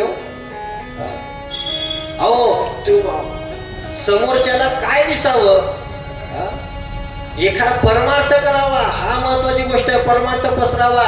आमच्या बुवा लोकांच्या नजरेमध्ये दुसऱ्याचं धन आणि दुसऱ्याची इज्जत दिसायला लागली आहे. काय कामाचा आमचा परमार्थ आहे. त्यापेक्षा तर असं वाटतं कधी कधी आता कीर्तन प्रवचन बंद करावे आणि बरे आपण एकांतामध्ये कधीतरी. परमार्थामध्ये एवढं प्रदूषण, हवेचं झालं, पाण्याचं झालं, वातावरणाचं प्रदूषण झालं, हे ठीक आहे, विकास झाला तर. पण एवढा विकास की परमार्थात प्रदूषण, वाईट अवस्था आहे. पण करणार काय, तुम्ही बोलायला तयार नाही, आम्हाला धंदे नाही. हे म्हणून लक्षात घ्या, श्रोत्यांनी शहाणं होणं गरजेचं आहे. तुम्ही शहाणे होणार नाही तर वाईट परिस्थिती आपल्यावर ओढवणार आहे. पुढे परमार्थ कोणी पुढच्या वेळेला दारी कीर्तनकाराला उभं सुद्धा करणार नाही. तुकाराम ज्ञानोबा यांच्या नावाला काडीमाप असतील हे बुवा लोक. मी बुवा आहे म्हणून सांगतोय आणि मी स्पष्ट बोलणारा वक्ता आहे. मला स्पष्ट बोललेलं, खरं बोललेलं आवडतं. आणि माझी परंपरा, माझे संस्कार, माझ्या गुरूंनी दिलेलं ज्ञान मला तेच शिकवतं जे खरं आहे ते मांडा. निरपेक्ष जीवन जगा. एक दिवस नाही भाकर भेटणार, चटणी भाकर खाऊ, पण कोणाच्या मेंद्या होऊन राहणार नाही. ही आमची परंपरा, स्वाभिमानी परंपरा आम्हाला शिकवते. बघा ना तुम्ही, एवढ्या वर्षाच्या परंपरेमध्ये कधी कुणाच्या घरी परंपरा गेली, कोणाचं मिंदत्व पत्करलं नाही. आम्ही मंदिरातच बरे आहेत. मग लक्षात घ्या मायबापाओ, सावध व्हा, डोळे उघडा. तुमच्या चरणावर लागतोय, तुमच्या मुलासारखा आहे. या गोष्टींचा जरा विचार करा, चिंतन करा. आपण परमार्थ करतोय का पाप विकत घेतोय, याच्याकडे माणसाने चिंतन करून बघितलं पाहिजे. आणि अशा प्रकारे मी सांगत होतो, दक्ष प्रजापतीने नारदांना शाप दिला. नारद आनंदाने निघून गेले. मला आता दक्षने विचार केला, आता मुलांना जन्म नाही घालायचा, आता मुलींना जन्म घालायचा. म्हणून या दक्ष प्रजापतीने 60 मुलींना जन्म घातलेला आहे. आणि 60 मुली जन्माला घातल्यानंतर त्यातील त्याने 10 कन्या धर्माला दिल्या, 13 कन्या कश्यपांना दिल्या, 2 कन्या भूतांशी दिला, 2घांचा विवाह अंगिराशी केला, 2घांचा विवाह कृशश्वाशी केला. उरलेल्या 4 कन्यांच्या ताक्ष नावाच्या कश्यपाशी विवाह करून दिला. आणि याच्या कन्यांपासून संपूर्ण सृष्टीचा काय झालेला आहे, विस्तार झालेला आहे. कश्यपांच्या ज्या पत्न्यांपासून सर्व संतान निर्माण झालेले, त्यांच्या पत्न्या आदिती, दिती, धनु, काष्टा, अरिष्टा, सुरसा, इला, मुनी, क्रोधवशा, कामरा, सुरभी, शर्मा, तिमी, हिच्यापासून सर्व जीव जंतू, मानव, देव, असुर, राक्षस हे कश्यपापासून निर्माण झाले. म्हणून जर एखाद्याला आपलं गोत्र आठवत नसलं, प्रत्येकाला एक एक विशिष्ट गोत्र आहे. कोणी बगतालभय, त्यानंतर कोणी शांडिल्य, कोणी वामदेव ऋषी, कोणी कौंडिन्य, भारद्वाज, कैवल्य, भरपूर ऋषीचे गोत्र आहेत. असे ऋषींचे गोत्र आहेत, पण कोणाकोणाला आठवत नाही. सांगा तुमचं गोत्र काय, तो एकमेकाच्या तोंडाकडे पाहता गोत्र म्हटल्यानंतर. मग ज्यावेळेस नाही लक्षात येत त्यावेळेस ब्राह्मण देवता आपल्याला सांगते, म्हणा कश्यपष्ट, म्हणजे काय, सगळे कश्यपाचे संतान आहे, म्हणा कश्यप. म्हणून सर्वांचं एकच गोत्र होतं कश्यप.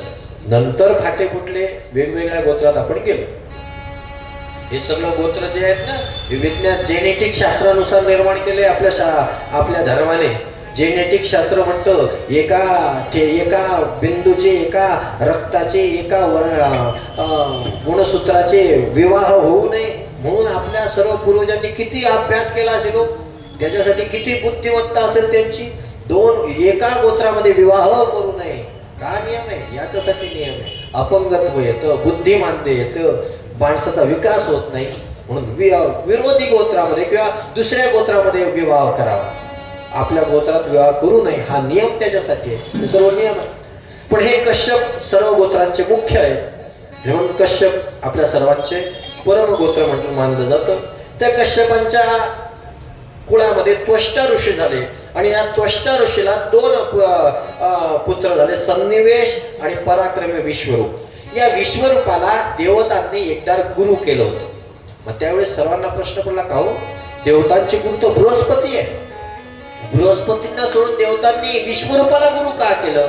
त्याची कथा आलेली आहे. त्याची कथा आपण श्रवण करू. जरा भजन करा. कोणाकोणाच्या गाळ्या डेपोल लागायला लागल्या, जरा भजन करा. हरी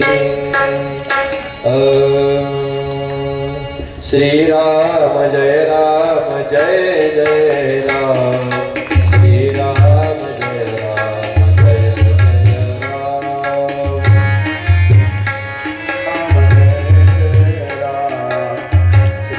बोला बोला भजन करा, टाळी वाजवा, देवा झोप नाही. श्रीराम जय राम जय जय राम, श्रीराम जय राम जय जय राम, राम जय राम जय जय राम, श्री राम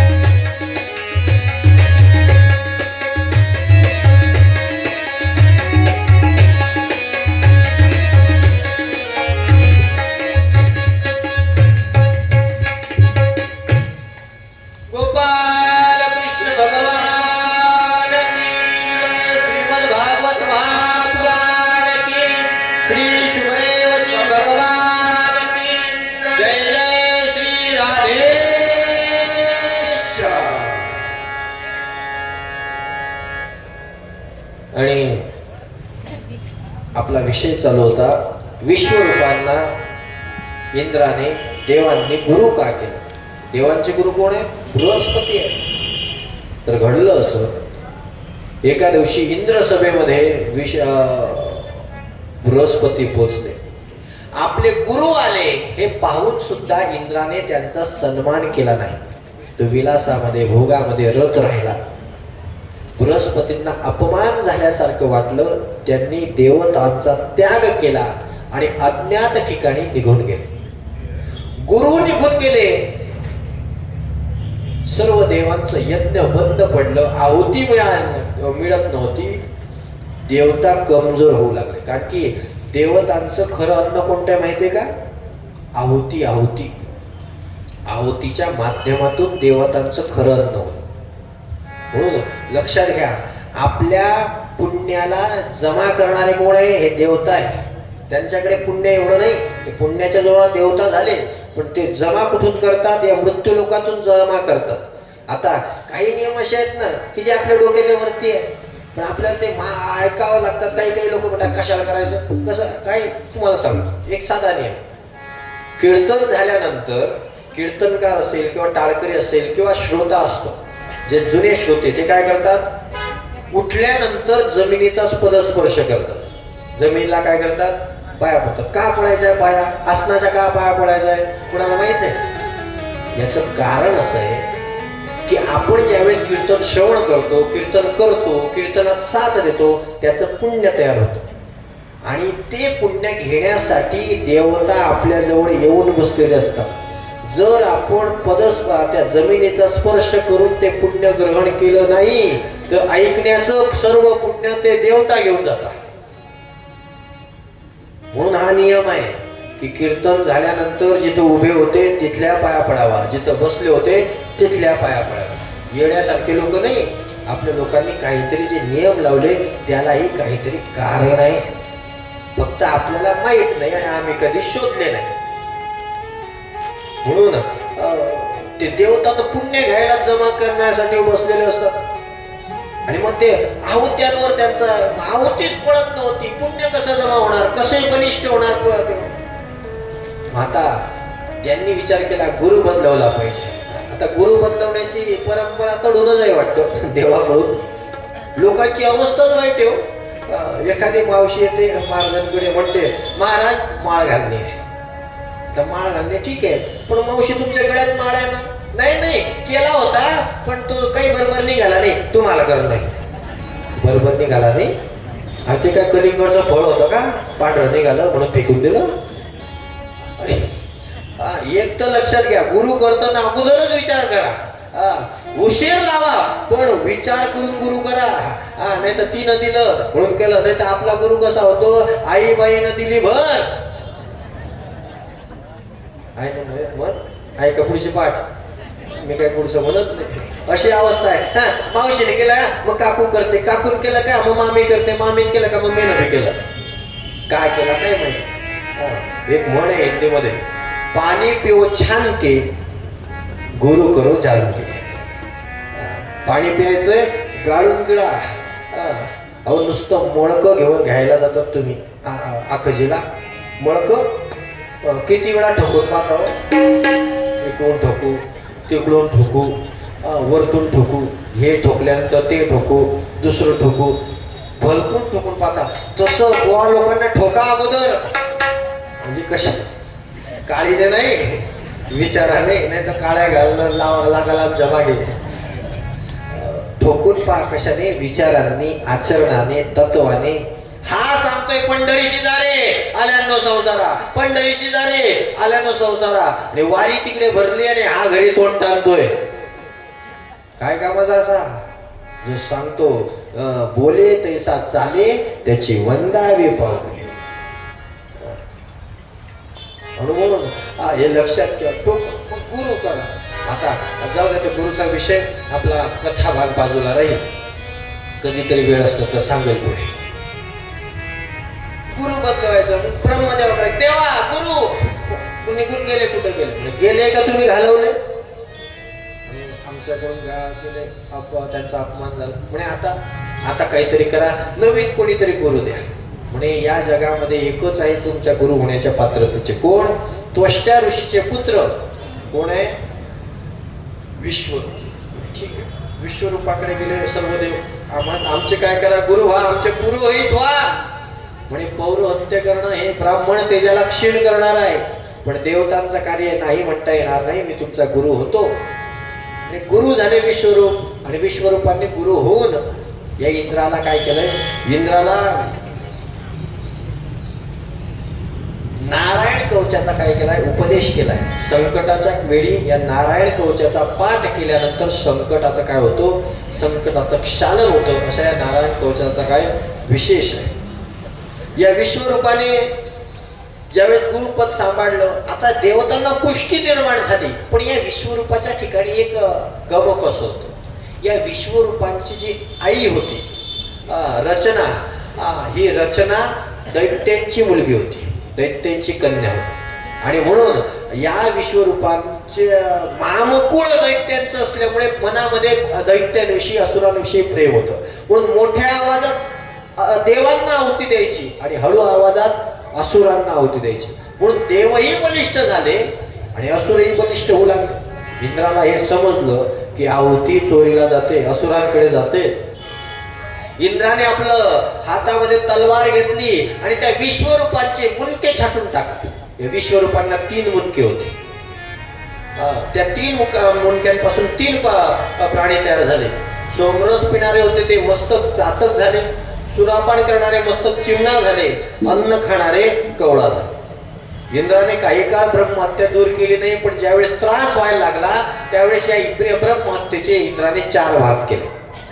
4 भाग केल्यानंतर काय होतं? 4 भाग केल्यानंतर पहिला भाग दिला, तो दिला म्हणजे जमिनीला दिला. तो भाग कोणाला दिला? जमिनीला. जमिनीच्या ठिकाणी जी ओसाळ जमीन दिसते, जिथं गवताची काडी सुद्धा उगवून येत नाही, अशी जमीन आहे ती इंद्राची ब्रह्महत्या आहे. त्या बदल्यात धरतीने वरदान मागून घेतला की इथं आमच्या ठिकाणी गड्डा पडला किंवा केला की तो आपोआप काही दिवसांनी भरला जावा. तो आपोआप काही दिवसांनी काय व्हावा? भरला जावा. हे काय पाहिजे आम्हाला? वरदान पाहिजे. आता या वरदानाच्या विरोधात आचरण होतं बरं का कधी कधी. कसं? गड्डा केल्यानंतर तो भरला जातो. आपल्या ठिकाणी एवढं विशेषता आहे, रस्ता केल्यानंतर आपोआप गड्डा पडतो. अशी अवस्था आहे. जाऊ द्या. पण गड्डा केल्यानंतर तो आपोआप भरला जावा. इंद्राला ब्रह्महत्या वरदान दिलं. दुसरा जो भाग आहे ब्रह्महत्येचा तो कोणाला दिला? दुसरा भाग वृक्षांना दिला. वृक्षांनी त्या भागापासून काय केलंय? वृक्षांनी त्या भागापासून ज्या त्या ठिकाणी जो डिंक येतो तो इंद्राची ब्रह्महत्या आहे. आणि वृक्षांनी वरदान मागून घेतलं की माझ्या ठिकाणी, आमच्या ठिकाणी आमची एखादी फांदी तोडली तर पुन्हा तिथून फांदी उगवून यावी. तिसरा भाग पाण्याला दिला. पाण्याच्या ठिकाणी जो फेस निर्माण होतो, पाणी जर जोरात पडलं तर फेस निर्माण होतो. तो फेस म्हणजे काय? इंद्राची ब्रह्महत्या आहे. आणि पाण्याने त्या बयतल्यात वरदान मागून घेतलं. एखादा झरा असेल, एखादा ओहळ असेल, एखादा विहीर असेल, तर त्यातलं पाणी जर वापरतं राहिलं तर ती विहीर आटत नाही. पाणी वापरत असल्यावर शुद्ध राहतं. हा वरदान पाण्याने मागून घेतला. चौथा भाग हा स्त्रियांना दिला गेला. स्त्रियांच्या ठिकाणी जो मासिक धर्म येतो हा इंद्राचे ब्रह्महत्येचं प्रतीक आहे. आणि त्याच्या बदल्यात स्त्रियांनी सदैव कामोत्पत्ती हा वरदान मागून घेतला. कामना शक्ती स्त्रियांकडे जास्त आहे. कामना म्हणजे इच्छा शक्ती जास्त आहे. कोणत्याही गोष्टीची इच्छा कोणाला जास्त आहे? स्त्रियांना जास्त आहे. लक्षात घ्या. संसाराची इच्छा स्त्रियांनाच जास्त आहे आणि परमार्थाची इच्छा स्त्रियांनाच जास्त आहे. कारण की माणसांच्या हातात जर संसारातला पैसा देऊ द्या ना, ते दनादन पगार दुसऱ्याच दिवशी समाप्त करून टाकतील. पण महिलेच्या हातात 100 रुपये बाजाराला दिले, तिच्यातूनही ती बिचारी 10 रुपये वाचवून आणीनच आणि त्या साखरच्या डब्यामध्ये शिठ्ठीनच. सदैव कामोत्पत्ती ना. कामना शक्ती इतरांनी जास्त दिली. जास्त शक्ती भगवंताने अशी दिलेली ना, किती विघ्न येऊ द्याव, जर महिला खंबीर असेल ना तर घराचं काहीच वाकडं कोणी करू शकत. पण महिलाच त्याची पेची झाली मग मात्र त्या घराला कोणी वाचवू शकत कामोत्पत्ती दिलेली शक्ती अशी आहे. अरे ज्या शक्तीमध्ये 2-2 शेटर घालून माणसं गल्लीमध्ये फिरतात, त्या थंडीमध्ये महिला मंडळ धूम कपडे आपटतात. धनाधन शक्ती आहे भगवंताची दिलेली, ती कामोत्पत्ती शक्ती. हा, भगवंत प्राप्त करून घेण्याची कामना सुद्धा कोणाला जास्त आहे? स्त्रियांना जास्त आहे. संख्या पुरुषांची जास्त असते का स्त्रियांची? स्त्रियांची. आमचे एक मित्र आले, म्हणायला लागले, महाराज तुमच्या भागात महिलाच जास्त आहे. म्हटलं राहतीनच, मुक्ताबाईचा देश आहे ना आमचा. म्हणे मग महिला जास्त आहे, पुरुष कुठं गेले? म्हटलं ते गेले सीमेवर लढायला, बॉर्डरवर. अशी अवस्था आहे. पुरुषांनी सहभाग प्रमाणात घेतला पाहिजे. अशा प्रकारे 4 ठिकाणी ब्रह्महत्या वाटून दिली. पण त्या त्वष्टा ऋषीला समजलं, माझ्या पुत्राला याने मारलं, गुरु करून घेऊन गेला आणि मारलं. यज्ञ केला, यज्ञामध्ये आहुती दिली. इंद्र शत्रू वर्धस्वाहा. यज्ञातून अक्राळ विक्राळ पुरुष जन्माला आला. पण म्हटणायचं होतं इंद्राकडून इंद्राला मारणारा पुत्र जन्माला व्हावा, पण म्हटलं गेलं इंद्राकडून मरणारा पुत्र जन्माला व्हावा. कर्म चुकलं, फळ चुकलं. रुद्रासुराचं उत्पन्न झालेलं आहे. रुद्रासुराला सांगितलं जा इंद्राला मारू नये. रुद्रासुर गेला, इंद्रावर आक्रमण केलंय, घनघोर युद्ध झालंय. रुद्रासुर आटोक्यात येत नाहीये. इंद्राने भगवंताला प्रार्थना केली, देवा याला मारण्याचा उपाय सांगा. इंद्राला सांगितलं, एखाद्या साधूच्या हाडांपासून बनलेल्या अस्त्रापासूनच हा मरेल. मग कोणाकडे जायचं देवा? दधीची ऋषींकडे जा. दधीची ऋषींकडे गेला. दधीची ऋषींकडे गेल्यानंतर दधीची ऋषींना सांगितलं, महाराज तुमचे हाड पाहिजेत. दधीची ऋषी म्हणायला लागले, अरे हाड मागतोय? हाड म्हणजे काय? कालची उरलेली कणिक फ्रीज मध्ये ठेवलेली आहे म्हणजे माझा जीवच मागतोय ना तू? पण देव कार्यासाठी मी माझा जीव सुद्धा द्यायला तयार. म्हणून लक्षात घ्या, मनुष्यामध्ये ज्याचे उपकार आहे ना त्याचे उपकार मानलेच पाहिजे. दधीची ऋषींनी आपले हाड दिले नसते तर रुद्रासुराचा वध झाला नसता. जसं अहो देशामध्ये देशाच्या सीमेवर सैनिकांनी आपले प्राणाच्या आहुत्या दिल्या नसत्या तर आपण इथं स्वातंत्र्य देणे सप्ताह करूच शकले नसते. त्या स्वातंत्र्य सैनिकांनी आपल्या प्राणाच्या आहुत्या दिल्या नसत्या आज इथं मोकळ्याप्रमाणे बसू शकलो नसतो. मनुष्याने एक गोष्ट लक्षात ठेवावी, सकाळी उठताना रोज सकाळी उठल्यानंतर त्या सैनिकांचे आभार मानावे. कोणत्या? जे आपल्यासाठी काय करतायत? सीमेवर राहतायत, लढतायत. कुछ याद उन्हें भी कर लो जो लौट के घर आए, जो लौट के घर आए. मेरे वतन के लोगों, जरा हाथ में भर लो जो शहीद हुए उनकी जरा याद करो कुर्बान. मेरे वतन के लोगों,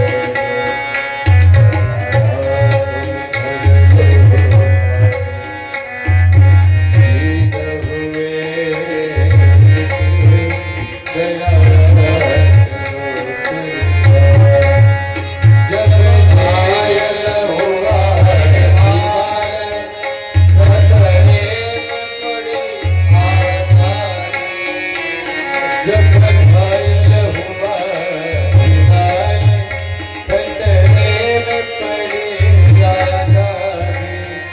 जब तक थी सांस लगे हो, जब तक थी सांस लगे हो, मेरा अपनी रास दिखाई. संगीत पे धड़कर माता, सो गए अमर बलिहारी. जो शहीद हुए उनकी जरा याद करो कुर्बानी.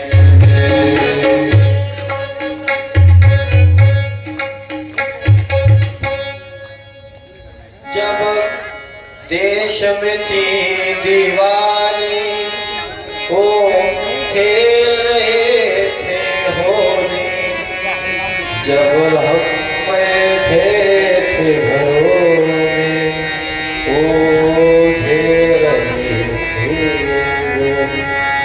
त्यांचं स्मरण केलं पाहिजे. सकाळी उठल्याबरोबर कोणाचं स्मरण करावं? त्या सैनिकांचं स्मरण केलं पाहिजे. रात्रभर मी सुखाने झोपू शकतो, त्या माझ्या बांधवामुळे झोपू शकलो, त्यांचं स्मरण करावं. आणि एक गोष्ट, रात्री झोपताना शेतकऱ्याचं स्मरण करावं.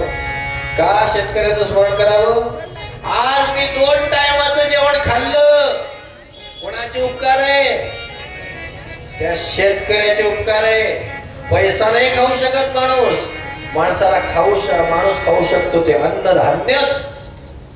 आणि ते अन्नधान्य कमवण्यासाठी परवडत नसलं तरी रात्रंदिवस शेतामध्ये कष्ट करणारा तो माझा बांधव म्हणजे माझा शेतकरी आहे, त्याचे उपकार मानले पाहिजे. या 2 लोकांचे उपकार आपल्या जीवनामध्ये कधीच उचलू नका. एक म्हणजे आपल्या देशासाठी लढणारे सैनिक आणि आपल्यासाठी रात्रंदिवस घाम गाळणारे शेतकरी. पण गंमत अशी आहे, आपण सर्वांकडे लक्ष देतोय पण या दोघांकडेच लक्ष देत नाही. मी तर म्हणतो एखादा सैनिक आपल्याला दिसला ना, जिथं आहे तिथं त्याला नमस्कार करावा, की नाही आज माझा पांडुरंग मला दिसला, माझं रक्षण तो करतो. एखादा शेतकरी दिसला त्याला तिथं जय हरी घालावा, आज माझा देव मला दिसला, कारण की तो माझ्यासाठी 2 टायमाचं अन्न कमवतोय. म्हणून लक्षात घ्या, तुम्ही नोकरी करत असाल, धंदा करत असाल तर तुम्हाला जो पैसा येतोय ना, तो पैसा तुम्हाला खाऊ पोट भरणार नाहीये. तुमचं पोट भरणार त्या शेतकऱ्याने कष्ट केलेली भाकरीच तुमचं पोट भरू शकते. अशा प्रकारे त्या दधीची ऋषींनी आपली हाडं इंद्राला दिले. इंद्राने त्याच्यापासून वज्र तयार केलं आणि वज्र घेऊन रुद्रासुरावर आक्रमण केलं.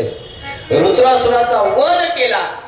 वध केल्यानंतर रुद्रासुर मरताना ज्ञानाच्या गप्पा मारू लागलाय. इंद्राने विचारलं, हा रुद्रासुर कोण होता? मरताना ज्ञानाच्या गप्पा मारतो. म्हणजे हा रुद्रासुर हा पूर्वजन्मीचा हा चित्रकेतू नावाचा राजा होता.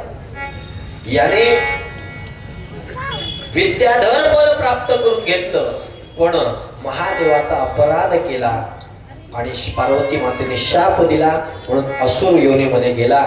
मागच्या जन्माचं ज्ञान होतं म्हणून त्याला मरताना ज्ञान प्राप्त झालं, भगवंताच्या गतीला तो प्राप्त झाला. मग परीक्षित राजाने तर शंका उत्पन्न झाली, भगवंता अहो तुमच्या भगवंताला या देवाच्या ठिकाणी भेदभाव दिसतो, हा देवांना जवळ करतो, असुरांना मारतो, हा भेदभाव कसा? शुकदेव म्हणतात, अरे बाबा यांच्या ठिकाणी भेदभाव नाहीये, हा सर्वांनाच प्रेम करतो, फक्त जो ज्याला जसं शरण आला तसं त्याला करतो. ज्या भावाने त्याला शरण केला, ज्या भावाने त्याला शरण केला, जर त्याचा शत्रू झाला तो शत्रू होऊन मोक्ष देतो, मित्र झाला तर मित्र होऊन मोक्ष देतो. असुरांवर काही याचा राग आहे असं नाही. असाच प्रश्न तुझ्या आजोबाला युधिष्ठिराला त्या शिशुपालाच्या वधाच्या वेळेस पडला म्हणे. त्यावेळेस नारदांनी जी कथा सांगितली ती मी तुला सांगतो. ती कोणाची? भक्तराज प्रल्हादांची. प्रल्हाद असुर कुळामध्ये जन्माला आले, पण भगवंतांनी त्यांच्यासाठी अवतार घेतला. कशा घेतला त्याची कथा सांगतात. म्हणे हिरण्याक्षाचा ज्या वेळेस वध झाला, हिरण्यकश्यपू याने काय केलंय? प्रतिज्ञा केली आहे की मी या नारायणाला मारल्याशिवाय राहणार. तपश्चर्या करण्यासाठी निघालाय. गेल्यानंतर तपश्चर्या करताना घडलं असं, तेवढ्यात देवांचे गुरु बृहस्पती यांना वाटलं याची जर तपश्चर्या सफल झाली तर हा आपल्याच शिष्यांना देवांना त्रास देईल, म्हणून पोपटाचं रूप घेतलं. तिथं गेले. हा खाली म्हणायचा ओम ब्रह्मदेवाय नमः, वरतून बृहस्पती पोपटाच्या रूपात म्हणायचे ओम नारायणाय नमः. विचार कर, नारायण नारायण हाकलून पाहिलं, शत्रूचं नाव होतं, हाकललं, जायला तयार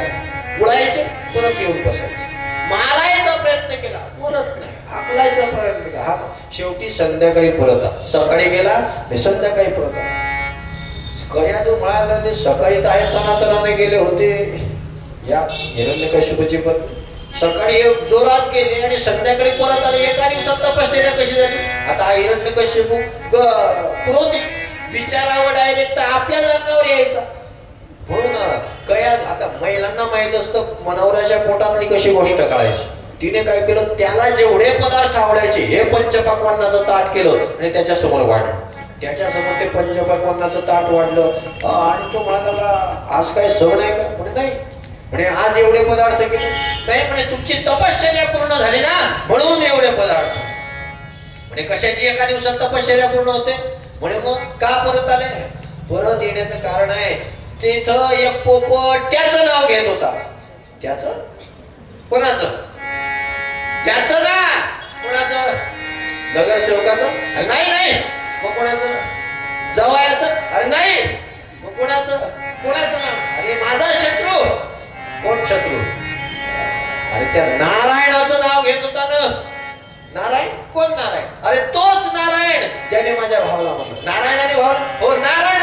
असं करता करता नारायण नारायण मंत्राचा जप कयाने करून घेतला.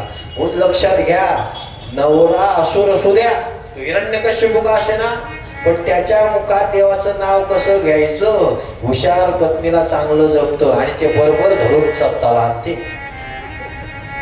बरोबर कथाला आणू शकते. फक्त ती कयादू सारखी हुशार पाहिजे. ती जर अशी जर आली गोपी भाऊ सारखी येडा बनून पेढा खाणारी, मग काही खरं नाही. बरं जाऊ द्या. मग अशा प्रकारे नारायण नारायण करून घेतलं आणि त्याच वेळेला त्या कयादूच्या गर्भामध्ये भगवंताच्या भक्ताचा प्रल्हादाचा अंश स्थापित झालेला आहे. काही दिवसांनी हा पुन्हा तपश्चर्याला गेला. आता मात्र काम झालेलं होतं, याची तपश्चर्या करू दिली. इकडे इंद्राने आक्रमण केलं राज्यावर. राज्यावर आक्रमण केल्यानंतर नारदांना म्हणलं, मारू नको म्हणे कयादूला. का? अरे हिच्या पोटी याचं हिरण्यकश्यपूचा मुलगा हाही आम्हाला तर ते हिलाच मारून टाकतो, मुलगाच जन्माला येणार नाही. अरे नाही, हिच्या पोटी भगवत भक्त, महान भगवत भक्त जन्माला येणार. नारदांनी तिचं रक्षण केलेलं. म्हणून ती रोज नारदांच्या आश्रमात जायची आणि काय करायची? भजन ऐकायची. आता भजन ऐकायची, नामस्मरण ऐकायची. आणि त्याच्यामुळे घडलं असं, त्या हिरण्यकश्यप त्या गर्भावर ते संस्कार झाले. इकडे हिरण्यकश्यपूची तपश्चर्या पूर्ण झाली. पूर्ण झाल्यानंतर ब्रह्मदेव प्रसन्न झाले. हिरण्यकश्यप म्हणू लागला, देवा ब्रह्मदेवा मला वरदान द्या. ब्रह्मदेव म्हणाले, माग काय पाहिजे? म्हणे अमरत्व. अमरत्व? मीच अमर नाही, तुला कुठं अमर करू? जे माझ्या आटोक्यात आहे ते माग. म्हणे मला मग एक वर नाही, अगो भरपूर वर पाहिजे. म्हणे मग आता कसं? कोणते कोणते वर पाहिजे? मला वर द्या. मी घरात मरायला नको, बाहेर मरायला नको. मी दारात मरायला नको, मी बाहेर मी आकाशात मरायला नको, जमिनीवर मरायला नको. मी माणसाकडून मरायला नको, मी देवाकडून मरायला नको. मी सकाळी मरायला नको, मी संध्याकाळी मरायला नको. भरपूर वर मागून घेतले. आणि वर मागून घेतल्यानंतर हिरण्यकश्यपूने विचार केला, अरे वर मागून घेतलं, ब्रह्मने मोठा हात भरपूर वर मागतोय, पण तथाच तू म्हटलं हा हुशार आहे ना, याच्यापेक्षा माझा बाप हुशार. वर तर भरपूर मागले, दिवसा नको, रात्री नको, माणसाकडून नको, प्राण्याकडून नको, देवाकडून नको. ब्रह्मदेवाला मी सांगितलं तुझ्या सृष्टीतल्या कोणाकडूनच मरण नको. ठीक आहे. ब्रह्मदेवाने तोच तो याला वाटलं आपण अमर झालो, याने सर्व पृथ्वी जिंकली, स्वर्गावर आक्रमण केलं आणि इंद्रादिक देवांना हाकडून लावलेलं आहे. सर्व बाजूला एकच नारा लावलेला आहे, माझ्या राज्यात कोणीही देवाचं नाव घ्यायचं नाही. माझ्या राज्यात कोणीही देवाचं नाव घ्यायचं. नाम घेऊन येते देवाचे हे ब्रीद हिरण्यकश्यपू. आणि हिरण्यकश्यपू जास्त त्यावेळेस प्रल्हाद हा हिरण्यकश्यपूच्या घरी जन्माला आलेला. पण लहानपणापासूनच भगवंताच्या भक्तीची गोळी, भगवंताच्या भजनाची गोळी, नामस्मरणाची गोळी.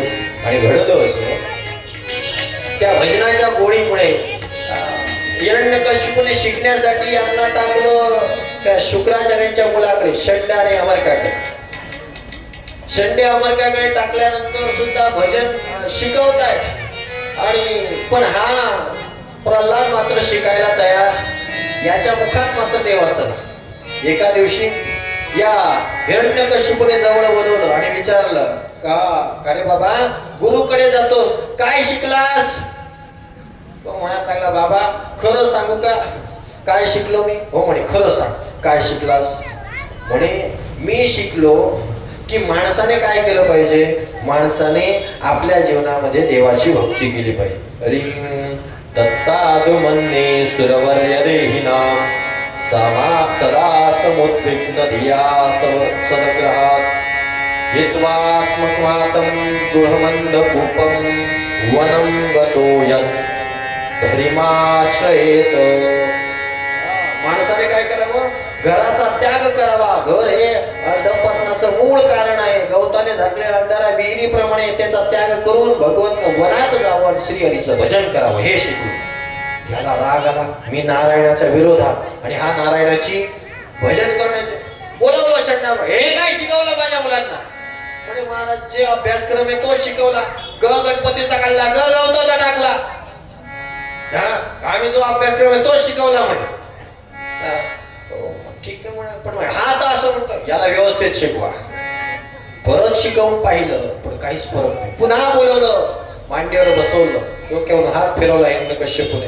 विचारलं बाळा आता काय शिकला बरं सांग बरं. म्हणे मी 9 गोष्टी शिकलो. याला वाटलं 9 प्रकारचे युद्ध शिकला असेल 9 प्रकारचे लोभाळण्याचे प्रकार चोरीचे प्रकार शिकला असेल. म्हणे कोणत्या 9 गोष्टी शिकला. म्हणे मी 9 गोष्टी शिकलो. श्रवणं कीर्तनं विष्णो स्मरणं पादसेवनं अर्चनं वंदनं तस्य सख्यमात्मनिवेदनं. देवाला प्राप्त करायचंय. 9 भक्तीने देवाला प्राप्त करता येतं. श्रवण करायचं त्याचं कीर्तन करायचं त्याचेच स्मरण करायचं त्याच्या चरणाची सेवा करायची त्याची पूजा करायची त्याचे वंदन करायचं त्याचं दास्य करायचं त्याच्याशी सख्य करायचं आणि आत्मनिवेदन त्यालाच करायचं हे शिकलो. आणि हे शिकल्यानंतर मात्र घडलं असं त्या इंद्र हिरण्यकश्यपूला राग आला आणि रागाच्या भरात तो त्या प्रल्हादावर धावायला लागला. त्याने बोलावलं सर्व सैनिक याला मारून टाका. मारून टाका म्हटल्यानंतर सर्व शस्त्र वागले पण तो काही मेला. गोपाल कृष्ण भगवान की जय. श्रीमद भागवत महापुराण की जय. श्री शुकदेव जी भगवान की जय. जय जय श्री राधेश. तो काही मेला नाही आणि न मेल्यामुळे घडलं असं मारण्याचा प्रयत्न केला मरत नाही. याला सांगितलं याला सापान करून डसवा. सापान करून डसवल्यानंतरही प्रल्हाद मरत नाही. याला कड्यावरून फेकून द्या. फेकून दिलं त्या लहानशा प्रल्हादाला पण त्याला अलगद फुलाप्रमाणे तो खाली आला.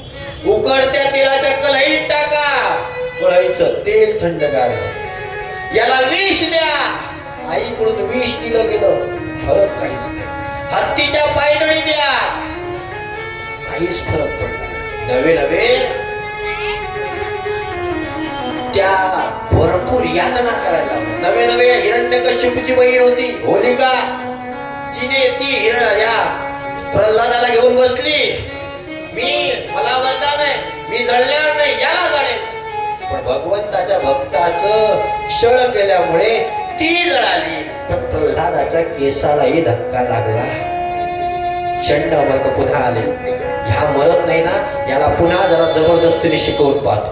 बरोबर घेऊन गेले. पुन्हा मारतायत जोडतायत प्रल्हादाला पण प्रल्हाद ऐकायला तयार. एका दिवशी असं झालं प्रल्हादजी आपल्या आश्रमामध्ये बसून आलेले आहेत आणि आपल्या आश्रमामध्ये बसून काय करतायत भजन करतायत. प्रल्हादजी या.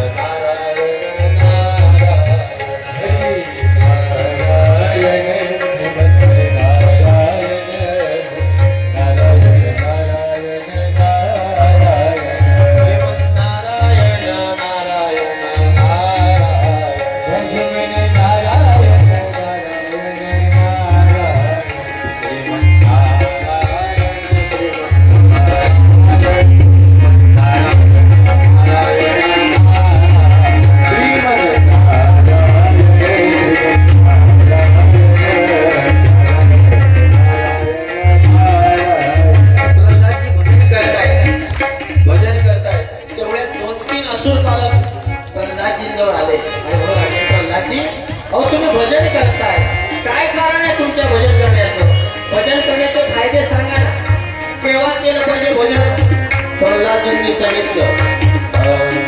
कौमारी आचरित प्राज्ञा धर्मान भागवतानि दुर्लभम मानुषम देह तदप्य ध्रुवम कल्पनम.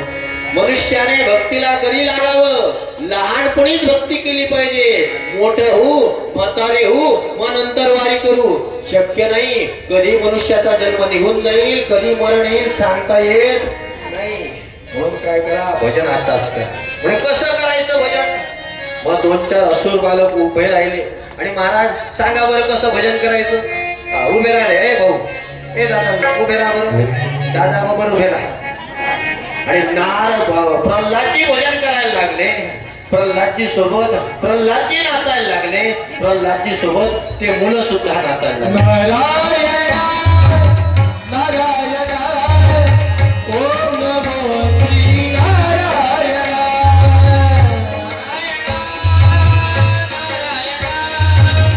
ओम नमो श्री नारायण. नारायण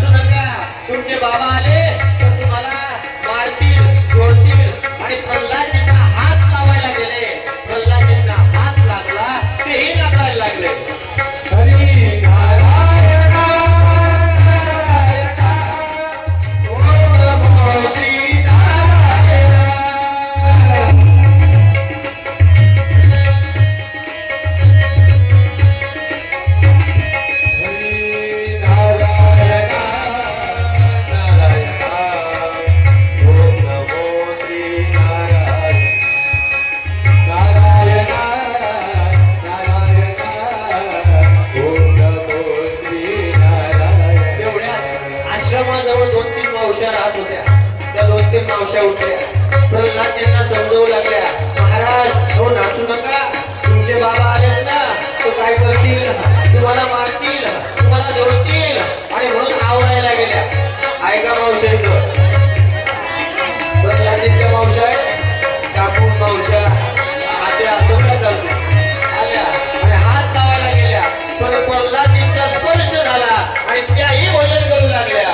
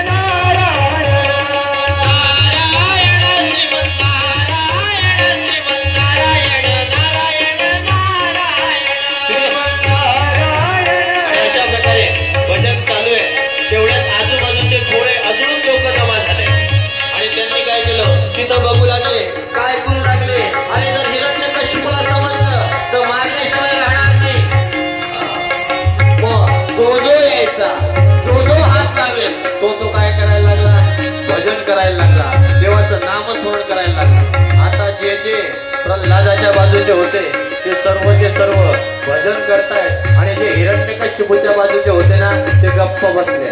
नारायण नारायण ओम नमो श्री नारायण नारायण ओम नमो श्री नारायण हरी नारायण नारायण ओम नमो श्री नारायण नारायण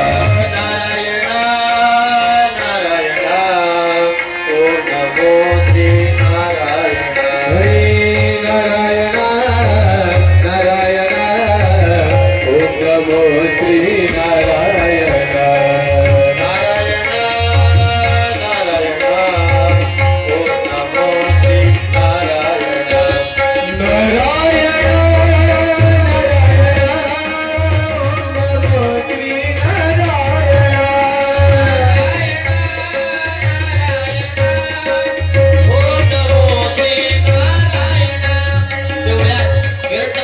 एक सैनिक आलेला आहे.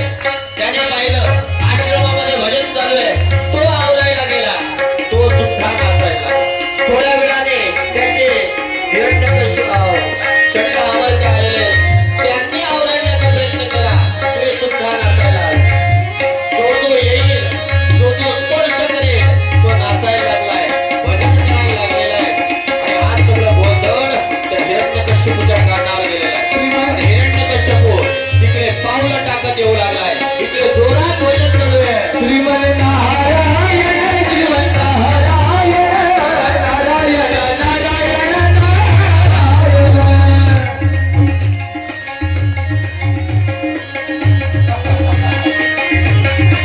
श्रीमन नारायण नारायण नारायण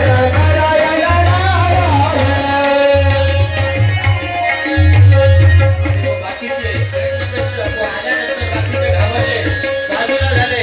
पण प्रल्हादजी काही शांत व्हायला तयार नाही. प्रल्हादजी येरवडे ड्रिंक घेऊन आलेले होते. नाचतच होते, भजन करत होते. हिरण्यकशिपू त्यांच्याकडे पाहू लागलाय. लोकांनी आवाज देऊ लागलाय, ए प्रल्हादा थांब. पण हिरण्यकशिपू अरे प्रल्हादजी थांबत नाहीये. प्रल्हादजीचं भजन मात्र चालू आहे. हिरण्यकशिपू प्रल्हादजींच्या आजूबाजूला गिरट्या घालतोय, गोल गोल फिरतोय. हिरण्यकशिपू त्याला हसत होता. राक्षस कसा असतो, कोणीतरी थांबायला तयार नाही. शेवटी हिरण्यकशिपूने प्रल्हादजींच्या समोर गेलाय आणि प्रल्हादजींच्या समोर गेल्यानंतर प्रल्हादजींचा हात धरलेला आहे जोरात आणि गदगदा हलवलेला आहे. आणि प्रल्हादजींच्या एका कानाशिलात लगवलेला आहे. आता मारू नका बरं. आणि प्रल्हादजी धडामपेशी खाली पडले. प्रल्हादजी शांत झाले. भजन बंद झालं. भजन बंद झालेलं आहे. एकदम निरव शांतता झालेली आहे. प्रल्हादजी उठून उभे राहिले. हात जोडून आपल्या वडिलांसमोर पाहतायत. बाबा आलात तुम्ही, पिताश्री आलात. हिरण्यकशिपूला राग अनावर झालेला होता. तो पाय आपटून आलेला होता. रागातला राक्षस करायचा आहे. हो हिरण्यकशिपू महाराज राग येऊ द्या जरा. जसा राग येत नाही का तुम्हाला? रागात आलेला आहे. हिरण्यकशिपू म्हणतोय, काय प्रल्हादा, काय लावलंय नारायण नारायण, कोण आहे नारायण? हिरण्यकशिप प्रल्हादजी म्हणतात, बाबा हो सर्वांचा मालक जगतपिता नारायण आहे. तुमचा माझा सर्वांचा पिता तो भगवंत आहे. काय त्याचं भजन लावलंय? हिरण्यकशिपू म्हणायला लागला, अरे काय त्याचं भजन करतोय, तो माझा शत्रू आहे. प्रल्हादजी म्हणतायत नाही लढत नाही बरं. प्रल्हादजी वीर होते, लढत नव्हते. ते म्हणायला लागले, नाही बाबा भगवंत आपला सखा आहे, मित्र आहे. अरे कुठे आहे तुझा मित्र, कुठे आहे तुझा सखा, कुठे आहे तुझा देव? माझा देव कुठं नाही, यत्र तत्र सर्वत्र. प्रल्हादजी म्हणताय, देव माझा सर्व ठिकाणी, विठ्ठल जडीस तरी भरला विता भाव. कुठे आहे तुझा देव, सांग या खावात आहे का? हो खांबातही माझा देव आहे. असं हिरण्यकश्यपू पाय आपटतच खांबाजवळ गेले आणि धाम दिशी लात मारली आणि लात मारता बरोबर तो खांब तळा तळा तळा तळा करत फुटतो लागलाय. आवाज होऊ लागलेला आहे आणि मोठ्या आवाजाने तो खांब दुभंगला आणि त्यातून नरसिंह भगवान प्रगट झाले. बोल नरसिंह भगवान की जय, नरसिंह भगवान की. आणि हिरण्यकश्यपू आणि नरसिंह भगवंताचं घनघोर युद्ध चालू झालेलं आहे आणि नरसिंह भगवंत आणि हिरण्यकश्यपू घनघोर युद्ध करतायत आणि युद्ध करत असताना त्यांच्या ठिकाणी आणि वाजवत असताना त्या ठिकाणी युद्ध घनघोर चालतंय. सकाळपासून युद्ध चालू झालेलं आहे. संध्याकाळ होण्यात आली, युद्ध कोणी आवडण्याचं नाव घेत नाहीये. तेव्हा हिरण्यकश्यपूला भगवंतांनी पकडलंय. पकडून त्याला ओढत ओढत उकटापर्यंत आणलंय आणि उकटापर्यंत आणल्यात तो भगवंत खाली बसलेले.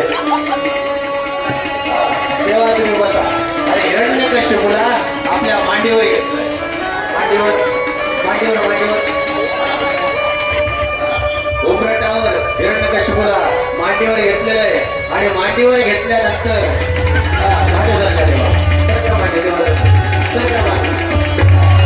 आणि मांडीवर घेतल्यानंतर हिरण्यकश्यपू देवाशी बोलतो, हे तुम्हाला मारू शकत नाही.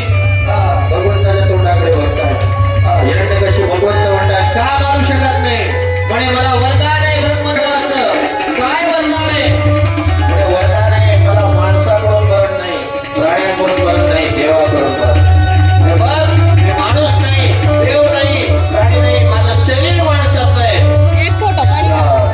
मस्तक मात्र सिंहाचं आहे. मी नरसिंह रूपात आहे. म्हणे मला दिवसा मरण नाही, रात्री मरण नाही. मग दिवस नाही, रात्री नाही, संध्याकाळचे 4:30 वाजले.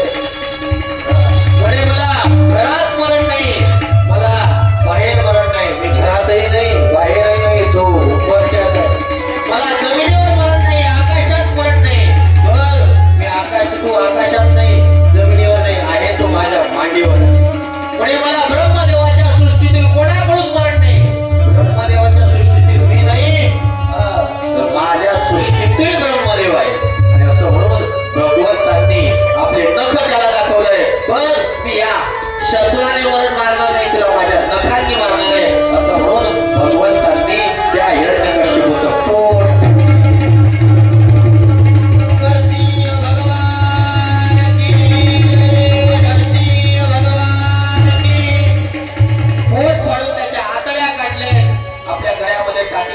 हिरण्यकश्यपूचं धड खाली टाकून दिलंय. भगवंत जाऊन त्या हिरण्यकश्यपूच्या आसनावर बसलेले, बसा बसा बसा, आसनावर बसलेले मोठ्या मोठे डरकाऱ्या भगवंत फोडतायत. मोठ्याने प्रलय होऊ लागलेला आहे आणि प्रलय होऊ लागल्यानंतर सर्व देवता घाबरले, सर्व सृष्टी घाबरली. आता भगवंताचा क्रोध कोण शांत करेल? सर्व देव जाण्याचा प्रयत्न करतायत पण देवाच्या क्रोधाच्या पुढे त्यांनाही जाण्याची हिंमत नाही. सर्व देवांनी विचार केला, माणूस कितीही गरम असला तरी बायको समोर थंडागार होतो. म्हणून सर्व देवांनी लक्ष्मी मातेला पुढे पाठवलं. लक्ष्मी माता पुढे आल्या, पूजेचं ताट हातात घेतलंय, पूजा करणार. तेवढ्यात भगवंतांनी दरगाडी फोडली जोरात आणि दरगाडी फोडता उभर लक्ष्मी मातेचा हातून ते ताट डालून दिवशी खाली पडलं. ओ हा काय माझा नवरा दिसत? माझा नवरा तो एकदम शांत आहे. शांताकार भुजग शयनम पद्मनाभम सुरेशम विश्वाधार गगन सदृशम मेघवर्णम सुगांग. माझा नवरा तो केशव आहे आणि हा तो विचित्रच दिसतोय. हा तर मी विचित्रच दिसतोय, हा काही वाटत नाही. लक्ष्मी माताही मागे सरकल्या. आता देवाला शांत कोण करणार? मग ब्रह्मदेवाने काय केलं? ब्रह्मदेवाने हात जोडून प्रल्हादाला पुढं पाठवलंय. पुढे गेलेले प्रल्हाद पाहिले भगवंताचा राग झर रेशी कमी झालेला आहे. भगवंताने प्रल्हादाला आपल्या मांडीवर बसवलंय, डोक्यावरून हात फिरवला, पाठीवरून हात फिरवला आणि गाय जशी आपल्या वासराला चाटते त्याप्रमाणे प्रल्हादाला चाटू लागलेले. जणू काही भगवंतांचा हे सांगण्याचा प्रयत्न आहे की माझ्या भक्ताने माझ्यासाठी किती कष्ट सहन केलेले, याला त्रास होऊ नये, याचं दुःख होऊ नये म्हणून त्याचं काय करतायत, भगवंत प्रेमाने त्याच्याजवळ जातायत, त्याला गोंजारतायत, प्रल्हादाच्या डोळ्यात बघतायत, प्रल्हादाला म्हणतात, प्रल्हादा बाळा, अरे किती कष्ट सोसले माझ्यासाठी, अरे बाळा सांग तुला काय पाहिजे. प्रल्हादचे म्हणतात, देवा मला काय पाहिजे, काहीच नाही, तुमचं दर्शन झालं याच्यापेक्षा वेगळं काय मला पाहिजे, तुमच्या दर्शनात मला सर्वस्व मिळालं. जर द्यायचं असेल भगवंता तर माझ्या वडिलांना मोक्ष द्या. भगवंतांनी सांगितलं, अरे माझ्या हातून मेलाय त्याला मोक्ष प्राप्तच आहे, म्हणून आता दुसरं काहीतरी मागून घे. प्रल्हादजी म्हणतायत, देवा काहीच नाही, याच्या पुढे माझ्या मनामध्ये कोणालाच मागायची इच्छा व्हायला नको, एवढं वरदान द्या. भगवंतांनी सांगितलं, तथास्तु.